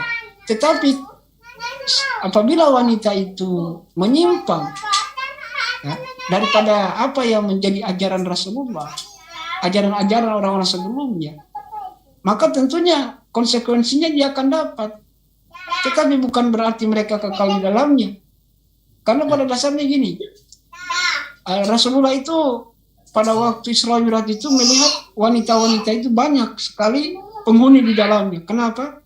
Karena banyak sekali membantah suaminya, tidak sengaja dengan maupun sengaja, ya kan? Kemudian menyakiti suaminya, kemudian dia memperlihatkan auratnya di tengah-tengah umum. Oke, waktunya sudah habis, Bang Rul. Terima kasih untuk kedua belah pihak. Sekarang saatnya sesi closing statement. Ya. Tadi kan opening statement dilakukan oleh pihak Kristen, yang diwakili oleh Pak Joy. Nah, sekarang closing statement dilakukan oleh pihak Muslim nih, oleh Bang Rul. Selama 7 menit ya. Oke, silakan Bang Rul diberikan closing statement dari hasil diskusi berdua tadi. Silakan Bang Rul. Oke, terima kasih. Setelah Anda berbicara. Oke. Closing statement saya, yakni pada dasarnya Allah Subhanahu Wa Taala menjadikan manusia di muka bumi ini hanya untuk jin dan manusia itu hanya untuk menyembah kepada dirinya, ya kan? Di dalam Al-Quran ditegaskan, sesungguhnya tidak kuciptakan jin dan manusia hanya untuk menyembah kepada Aku. Menyembah dalam artian memperhambakan dirinya dengan segala aturan-aturan yang dibawa oleh Rasul-Rasulnya. Ketika manusia-manusia itu melanggar dari perintah-perintahnya, tentu ada konsekuensi yang harus didapatkan, yang harus diterima. Karena pada dasarnya, ketika manusia melanggar perintah-perintah Allah itu tanpa ada konsekuensi, yang tentunya syarat utama untuk di dunia adalah bertobat. Nah, dengan pertobatan ini, maka tentunya ada sebuah dispensasi khusus Allah untuk meringankan dosa-dosa manusia itu atau menghapus sekaligus dosa-dosa yang diperbuatnya. Sehingga ada yang dikatakan di dalam Islam mengajarkan bahwa kita selalu beristighfar setiap hari 100 kali karena ada keringanan dispensasi. Sehingga untuk menghilangkan dosa-dosa itu. Jadi ketika orang-orang berdosa ini yang notabene pelanggar-pelanggar daripada larangan-larangan Allah, maka tentunya dia akan mendapatkan sanksi. Dan sanksi itu adalah neraka. Dan bagaimana wujud neraka itu? Neraka itu tentunya diberikan khusus bagi orang-orang yang berdosa. Tetapi bukan kategori orang-orang yang justru mendapatkan jaminan barang-barang rongsokan yang saya sebutkan tadi. Karena dosa-dosa ini dibarter untuk dengan barang rongsokan. Karena agama kita tidak mengajarkan tentang barter dosa. Agama kita mengajarkan barter amal kebaikan, amal soleh. Karena menurut saya, amal soleh itu adalah barter untuk ditukar dengan amal dengan surga. Sementara neraka itu barternya adalah perbuatan-perbuatan orang-orang jahat.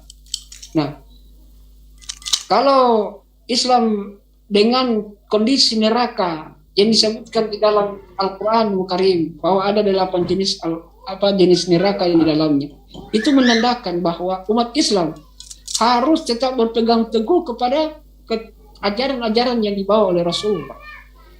Tidak hanya berdasarkan sebuah konsep yang berharap kepada sesuatu. Karena Nabi Muhammad diutus untuk menyempurnakan akhlak manusia, bukan untuk menyempurnakan Islam. Islam sudah sempurna dari awal sampai hingga akhir. Tetapi dengan akhlaknya ini, kurikulum-kurikulum yang dibawa oleh Nabi Musa, Nabi Daud, Nabi Isa, itu disempurnakan syariatnya dengan kurikulum baru yang ada. Perjanjian-perjanjian lama itu masih tetap konsekuen yang digunakan oleh perjanjian-perjanjian yang ada. Tidak dibuang. Apa itu hukum-hukumnya? Yaitu hukum-hukum yang dibawa oleh nabi-nabi. Sehingga kalau bicara tentang konsep neraka, maka nerakalah sebuah penentu daripada hasil perbuatan manusia. Nah, kalau neraka itu hanya didasarkan kepada bentuk pertobatan, itu wajar. Karena neraka itu harus ditebus dengan apa? Dengan pertobatan. Nah, kalau tidak bertobat, maka kepada siapa kita akan bergantung? Apakah kepada amal perbuatan kita? Tidak. Amal perbuatan tidak akan bisa menjadi jaminan kita barternya dengan surga. Tetapi yang bisa membarter kita adalah Allah SWT. Karena yang punya hak regulatif untuk menukar neraka itu adalah dengan cara beramal soleh dan bertobat. Itu. Sehingga kalau saya mengatakan bahwa konsep Islam itu berbeda dengan konsep yang tidak memiliki persamaan dengan konsep saudara Bapak Joyce. Karena apa? Karena Islam bicara pertobatan, ya, bicara pertobatan adalah bicara yang korelasinya tetap berhubungan dengan Allah, bukan berhubungan dengan makhluk apapun. Tetapi konsep pertobatan harus didasari dengan mengenal diri, ketawaduan kepada Tuhannya, mendekatkan diri kepada Tuhan, sehingga kita tidak lari dan terjerumus kepada neraka. Nah, persoalan neraka, kenapa harus ada bidadari-bidadari? Kenapa harus ada siksaan-siksaan seperti itu? Karena memang pada dasarnya, kalau ini tidak dilahirkan dari konsep itu, karena Nabi tidak pernah membohongi umat. Persoalan kalian mau yakin atau tidak itu terserah kalian. Tapi pada dasarnya ketika kalian berbuat jahat, ketika kalian berbuat mungkar, tentu di dunia saja kita diberikan sanksi. Orang membunuh, ya, membunuh saja, sanksinya apa? Kalau di negara kita tentunya dengan penjara yang berpuluh-puluh tahun di dalamnya, atau hukuman mati. Paling tinggi itu hukuman mati atau seumur hidup. Tapi bagaimana dengan hukum-hukum Allah? Yang tentunya hukum-hukum Allah ini ada korelasinya dengan hukum-hukum di akhirat. Sehingga ketika dihadirkan konsep neraka ini di dalam Islam, maka itu yang menjadi motivasi umat Islam untuk tetap beristiqomah di dalam menjalankan perintah-perintah Allah. Bukan karena takut neraka, tidak. Neraka tidak perlu ditakuti bagi umat Islam. Tetapi sanksi ketika kita melanggar daripada ketentuan Allah, itu yang kita takuti. Sehingga jelas ketika sanksi itu kita langgar, maka tentunya kita konsekuensinya akan kita dapatkan di sana. Nah, bagaimana kalau orang itu tidak istilahnya tidak mendapatkan keadilan?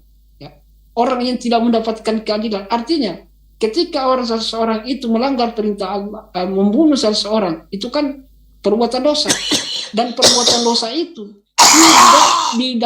tidak didapatkan orang yang berbuat dosa itu, yang membunuh itu, orang yang membunuh itu sampai hari ini tidak ketemu belangnya. Nah, bagaimana ketika hal itu bisa dimintai pertanggungjawabannya? Karena orang itu lari dari konsekuensi daripada perbuatannya. Nah tentunya kita hanya bisa berharap suatu saat ada pengadilan yang lebih bagus, yang lebih tinggi lagi dari pengadilan yang ada di dunia. Itu makna daripada kehadiran surga dan neraka menurut versi Islam. Terima kasih. Assalamualaikum warahmatullahi wabarakatuh. Oke, waktunya sudah habis. Itu tadi closing statement yang betul aja dari pihak Muslim ya. Nah, sekarang waktunya 7 menit untuk Pak Joyce untuk melakukan closing statement. Silakan Pak Joyce, waktu akan dimulai setelah Anda berbicara. Silakan. Ya, terima kasih. Saya sebagai orang Kristen, ya saya tetap mengimaninya karena saya ingin menjabarkan tentang neraka sedikit untuk sebagai closing statement saya. Yang mana neraka adalah tempat yang kekal, walaupun banyak orang yang tidak setuju akan penghukuman neraka yang kekal. Yesus sendiri sudah menegaskan dengan jelas. Dia menggunakan kata sifat yang sama untuk menjelaskan secara bersama antara siksaan dalam kurung neraka dan kehidupan di surga yang kekal. Kalau neraka bukan tempat yang kekal, maka surga pun bukan tempat yang kekal. Pastinya seperti itu. Tidak ada yang namanya neraka terus tidak kekal, artinya bisa diangkat kembali ke dalam surga. Lalu surga sendiri bagaimana? Nah, ini namanya kehidupan sesudah mati. Pasti saya yakin dan mengimani pasti kehidupan di sana ada kekekalan. Di mana artinya kekekalan ini adalah abadi. Jadi orang sering bertanya, bagaimana mungkin Tuhan menghukum secara kekal untuk sebuah dosa yang sifatnya tidak kekal atau dosa yang kita perbuat pada waktu kita hidup di dunia ini. Karena Tuhan adalah kekal dan Tuhan tidak bisa menerima dosa sekecil apapun. Kengerian di neraka itu sudah seharusnya membangkit rasa syukur kita akan keselamatan yang ditawarkan oleh Yesus Kristus di kayu salib. Kita semua seharusnya pergi ke neraka karena dosa kita. Tetapi Yesus telah menggantikan kita menjalankan semua hukuman dosa kita. Percaya akan kebenaran betapa dahsyatnya penghukuman di neraka seharusnya memotivasi kita untuk memberitakan kabar baik ini kepada orang lain yang masih belum mengenal tentang keselamatan. Dengan anugerah Tuhan, semua orang yang bertobat dan percaya kepada Yesus Kristus telah bebas dari penghukuman yang kekal. Bagaimana mungkin kita mengasihi orang lain, tetapi kita menolak untuk memberitakan kabar baik ini? Semestinya semakin kita sadar akan betapa mengerikan dan dahsyatnya penghukuman di neraka, semakin kita harusnya lebih peduli dalam pemberitaan Injil kepada orang lain yang belum diselamatkan. Jadi lepas daripada itu semua, karena ini adalah kemurahan atau kasih Tuhan yang dilimpahkan untuk umatnya kepada umat semua seluruh di dunia ini, yang mana kita harus menghindari perbuatan-perbuatan yang dilarang oleh Tuhan, karena Tuhan ini adalah Maha Suci dan Maha Suci atau Maha Kudus, yang mana manusia tidak boleh berdosa sedikit pun, sehingga manusia itu tidak bisa masuk ke dalam neraka akibat dari perbuatan dosa yang dilakukan. Jadi saya berlogika bahwa neraka ini kalau sudah ada, disediakan oleh Tuhan yang Maha Adil, surga pasti ada, dan sifatnya semua adalah kekal dan abadi. Yang mana orang harus hati-hati selama kita masih hidup di dunia ini, jangan berbuat jahat, jangan menyakiti orang, dan juga harus mengampuni sesuai dengan ajaran keimanan kami, yaitu kasihilah sesamamu seperti engkau mengasihi pada dirimu sendiri. Karena ini ajaran yang termulia menurut iman kami sebagai iman Kristen. Oleh sebab itu, kalau kami mengasihi kepada semua orang yang ada di dunia ini, dalam konteks ini bahwa kita akan dijaga, kita tidak akan bisa masuk ke dalam neraka. Karena kalau orang sudah memiliki kasih, tidak mungkin menyakiti orang, menyalahi orang, membunuh orang, atau bahkan melakukan perbuatan-perbuatan yang sudah dilarang oleh Tuhan, yang diperintahkan oleh Sang Maha Pencipta. Karena kita sebagai makhluk ciptaannya, kita harus mengikuti sesuai dengan perintahnya Sang Maha Pencipta. Oleh sebab itu, kita sebagai manusia harus tunduk dan patuh. Dan semoga dari hasil diskusi ini dengan Bang Rul untuk netizen yang ada di luar sana bisa mengambil sebuah hikmah dan sedikit pencerahan dari lintas agama ini. Dan menurut iman kami untuk orang-orang Kristen supaya menjadikan satu edukasi khususnya. Saya juga mengucapkan terima kasih banyak atas channelnya Bang Kismet yang sudah memberikan waktu dan tempat kepada kami semua, dan juga kepada Pak Moderator Orisini Osman, yaitu terima kasih dengan dimoderatori dengan sangat baik. Demikian juga dengan Bang Dedi yang mana sudah memberikan timernya dan menyediakan waktu dan tenaganya. Kami ucapkan terima kasih banyak kepada beliau. Dan saya akhiri atau saya cukupkan di dalam closing statement saya. Terima kasih, selamat malam semua. Oke, baik. Terima kasih Pak Joyce yang sudah melakukan closing statement. Dan sekarang saatnya kita kasih kesempatan kepada partisipan untuk bertanya ya. Ini kan partisipannya muslim semua nih. Ya. Pak, sebentar. Pak Yamin monitor. Pak Yamin. Assalamualaikum. Waalaikumsalam. Bentar. Saya sapa juga yang lainnya dulu nih. Pak Yusuf monitor. Pak Yusuf. Pak Al monitor, Pak Al. Halo Pak Yusuf. Oke, jauh dari perangkat ya. Ya oke lah. Sekarang saatnya kita kasih kesempatan kepada partisipan untuk bertanya ya. Ini bentar Pak Kismet monitor Pak. Ya. Berapa menit nih Pak nih dikasih waktu nih pihak partisipan nih untuk bertanya? Ya, karena partisipannya kita tidak banyak, ya kita coba bebas saja dulu. Biar aja ngalir di part ini. Oke, kalau gitu Pak, 30 menit aja Pak ya, bisa sampai jam 8 ya. Betul. Ini kan udah jam 8. Lah, jam sampai setengah 9 lah ya. Atau sampai 8 seperempat lah tergantung ininya pertanyaannya. Oke, sekarang sesi tanya jawab ya. Ini kan ada Pak Yamin nih. Silakan Pak Yamin mau bertanya ke pihak Kristen, silakan Pak untuk bertanya Pak. Boleh Pak. Boleh Pak. Nah, selamat malam Pak Joyce. Selamat malam. Saya mau bertanya sama Pak Joyce, di ajaran Kristen itu kan sudah ada penebusan dosa. Dosa. Kira-kira di tempat ajaran Kristen itu ada nggak konsep amal perbuatan? Kalau tempat kami kan ada dosa, amal. Sudah Pak Yamin. Ya, itu aja. Oke, silakan dijawab Pak Joyce.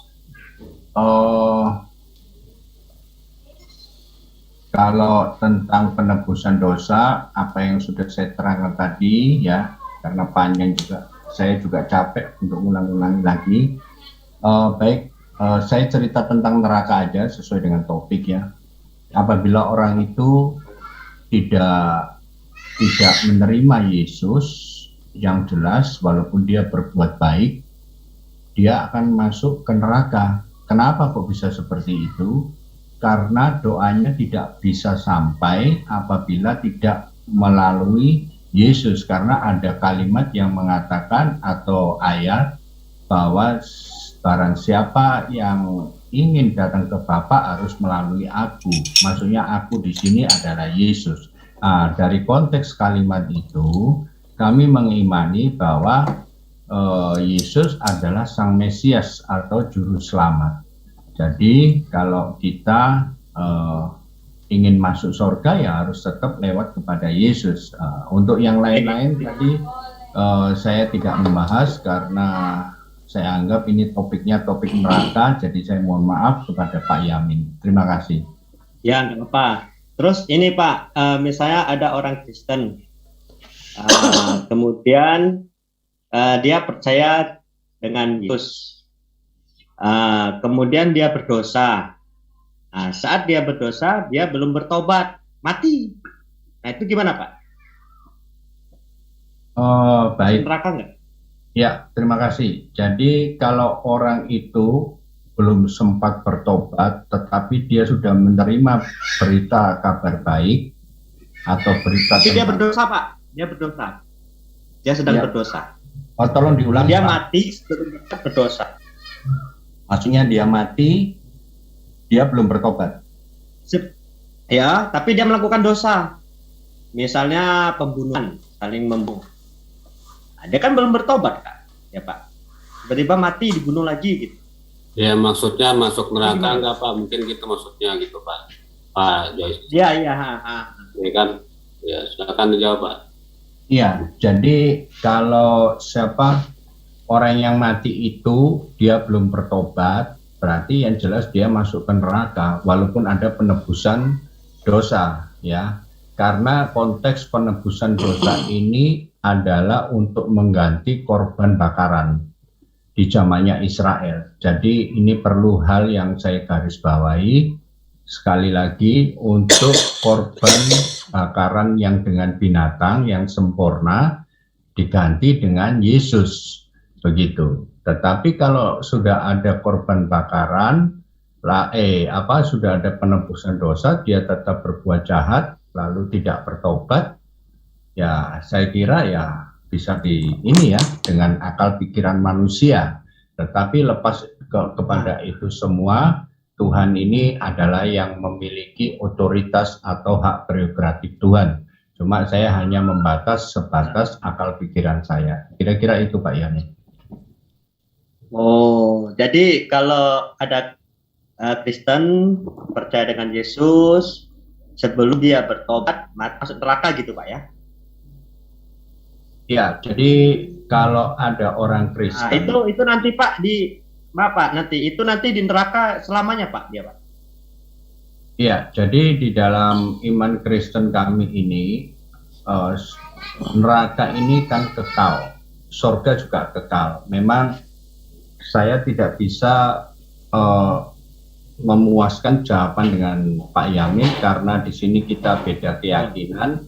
Jadi apa yang menurut keyakinan kami? Enggak, saya ikuti aluran Bapak, pemikiran Bapak. Saya enggak ngikuti ke Islam enggak. Kan Bapak tadi mengatakan orang Kristen percaya Yesus, beriman kepada Yesus, dia berbuat dosa, dia belum bertobat, mati masuk neraka itu kan Pak? Iya, sudah pasti. Itu pasti. Nah, itu nanti di neraka itu selamanya atau gimana? Selamanya. Pak, tapi dia percaya. Gini Pak, mohon maaf Pak. Yang namanya manusia Pak ya, ini kita sepakat dulu apa enggak? Yang namanya manusia, entah itu Islam, entah itu Kristen, entah itu Hindu, Buddha, itu kalau masalah dunia pasti suka Pak ya. Dia suka kadang tidak terlepas dari dosa. Sepakat enggak Pak? Iya, pasti. Nah, pasti kan? Ya, entah itu Islam, entah itu Kristen, entah itu baik apapun agamanya, sepakat ya manusia itu tidak lepas dari dosa kan Pak? Nah, kemudian yang saya tanyakan tadi kan kita sepakat dia percaya dengan Kristen, dia berbuat dosa, belum bertobat, mati, masuk neraka kan Pak? Iya, masuk neraka pasti. Oke, saya kunci. Kemudian di dalam Kristen ada penebusan dosa, ya Pak ya. Iya. Itu nanti kalau misalnya saya misalnya berdosa dengan Bapak, misalnya mencuri, kemudian Bapak memaafkan saya, kemudian saya dihukum di pengadilan. Nah itu berarti lunas kan dihukum pengadilannya kan Pak, dosa saya. Nah itu nanti tanggung jawab dosa kita kepada Tuhan gimana Pak? Kepada Tuhan. Ya, jadi begini, ini perlu sedikit saya jelaskan ya, karena tidak mungkin saya jawab dengan singkat-singkat begitu ya. Karena ada di sini mengandung dua makna ya. Yang satu dia bersalah kepada manusia itu sendiri, dan yang kedua dia bersalah kepada Tuhan. Yang mana dia bersalah kepada manusia, dia secara hidup di dunia atau di negara hukum, ya dia harus menjalani hukuman manusia sesuai dengan tingkat kesalahannya dia. Tetapi dia kan juga bersalah kepada Tuhan. Kalau dia bersalah kepada Tuhan, itu tentunya bukan hukuman fisik yang ada di dunia, karena sudah termaktub di dalam ayat-ayat di dalam Bible yang mana mengatakan bahwa orang berbuat dosa ini yaitu ya hukumannya seperti yang saya jabarkan tadi, bahwa kita harus mengikuti perintahnya walaupun dia mengenal Kristus ya. Tapi biasanya sebaliknya, kalau orang sudah mengenal Kristus biasanya dia tidak seperti itu lagi. Karena apa? Karena di dalam ajaran Kristus itu sendiri tidak ada ajaran untuk menyuruh dia mencuri, merampok misalnya, tetapi dia tetap melakukan, berarti kan dia tetap melanggar. Artinya dia imannya iman Kristen KTP. Kira-kira itu Pak jawabannya. Ya, tapi dia tetap berdosa kan Pak. Jadi konsep penebusan dosa gimana Pak menurut Bapak? Iya, jadi konsep penebusan dosa itu Kan sendiri. kita sepakat Pak. Kita kan sepakat. Jadi gini Pak, manusia. Begini, mohon maaf ya Pak Yamin, pertanyaan Anda bagus ya, tapi jangan penggiringan opini. Begini, artinya di dalam konsep penebusan dosa itu sendiri, saya ulang lagi ya, di zaman Israel kuno itu, yang awalnya orang berbuat dosa itu selain dia bertobat harus melakukan satu korban bakaran Pak. Yang namanya korban bakaran ini apa? Pengertiannya korban bakaran itu adalah mengorbankan binatang yang sempurna di mata Tuhan. Nah, yang sempurnanya itu seperti apa? Dia tidak sakit, tidak kurus, dan juga bukan binatang yang kakinya tidak sempurna. Misalnya kalau biasanya kakinya 4, lalu yang dikorbankan kakinya 3 misalnya. Tidak seperti itu. Itu di zaman Israel kuno. Ya, jadi korban ini betul-betul sempurna, artinya binatangnya gemuk, sehat, tidak penyakitan. Nah, itu yang dikorbankan. Karena kedatangan Tuhan Yesus ke dunia ini, dia menebus daripada acara-acara ritual-ritual seperti itu. Makanya semenjak adanya perjanjian baru sudah tidak ada korban bakaran lagi Pak. Itu pengertian konsep penebusan dosa. Paham Pak? Pak Yamin? Ya, yang saya tangkap dengan ditebusnya bahkan dengan dikorban Yesus. Tapi dosa-dosa itu sudah ditebus kan Pak? Betul kan? Iya. Nah, kan Yesus kan sudah ada. Nah, yang sekarang gimana? Iya Pak, saya ulang lagi. Konsep korban penebusan dosa itu yaitu mengganti korban bakaran Pak. Itu. Nah, korban bakaran itu apa yang harus dilakukan? Itu karena di zaman perjanjian lama atau di perjanjian lama itu bahwa korban bakaran ini untuk menebus apa yang dia telah perbuat selain dia bertobat. Begitu. Makanya di dalam itu kan sudah berlalu Pak. Yesusnya sudah nggak ada. Nah, yang saya tangkap dosa manusia itu kan sudah ditebus. Benar kan? Nah, kita kan enggak, kita kan sudah sepakat, kita sudah manusia, entah itu Islam. Jadi pertanyaan Bapak kan mengajunya kan seperti ini.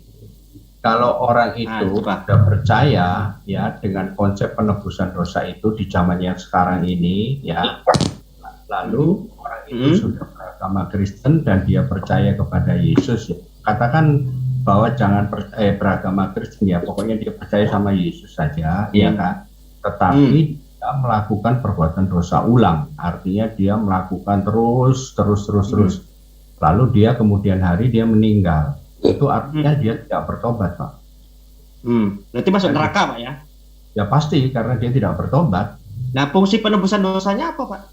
Loh ya yang tadi itu, Pak, yang saya sebutkan tadi itu hal yang esensinya di situ sebetulnya, penebusan dosa itu. Kalau saya percaya, Pak, dengan Yesus, tapi dia sebagai nabi. Nah, itu dikategorikan bisa ditebus nggak dosa saya, Pak? Nggak bisa, Pak. Kalau dia tetap melakukan dosa, ya tetap masuk neraka, Pak.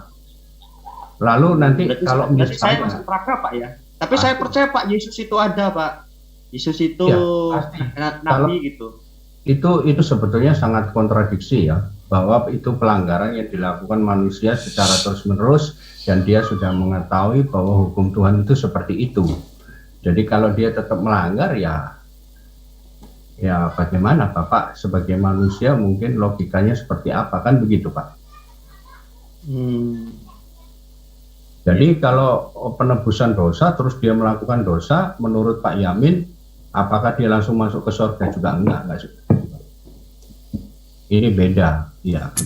Kami menerangkan atau iman kami menyatakan bahwa konsep penebusan dosa secara alkitabiah itu seperti itu, pengganti korban bakaran. Oke, ya makasih Pak. Iya, sama-sama Pak.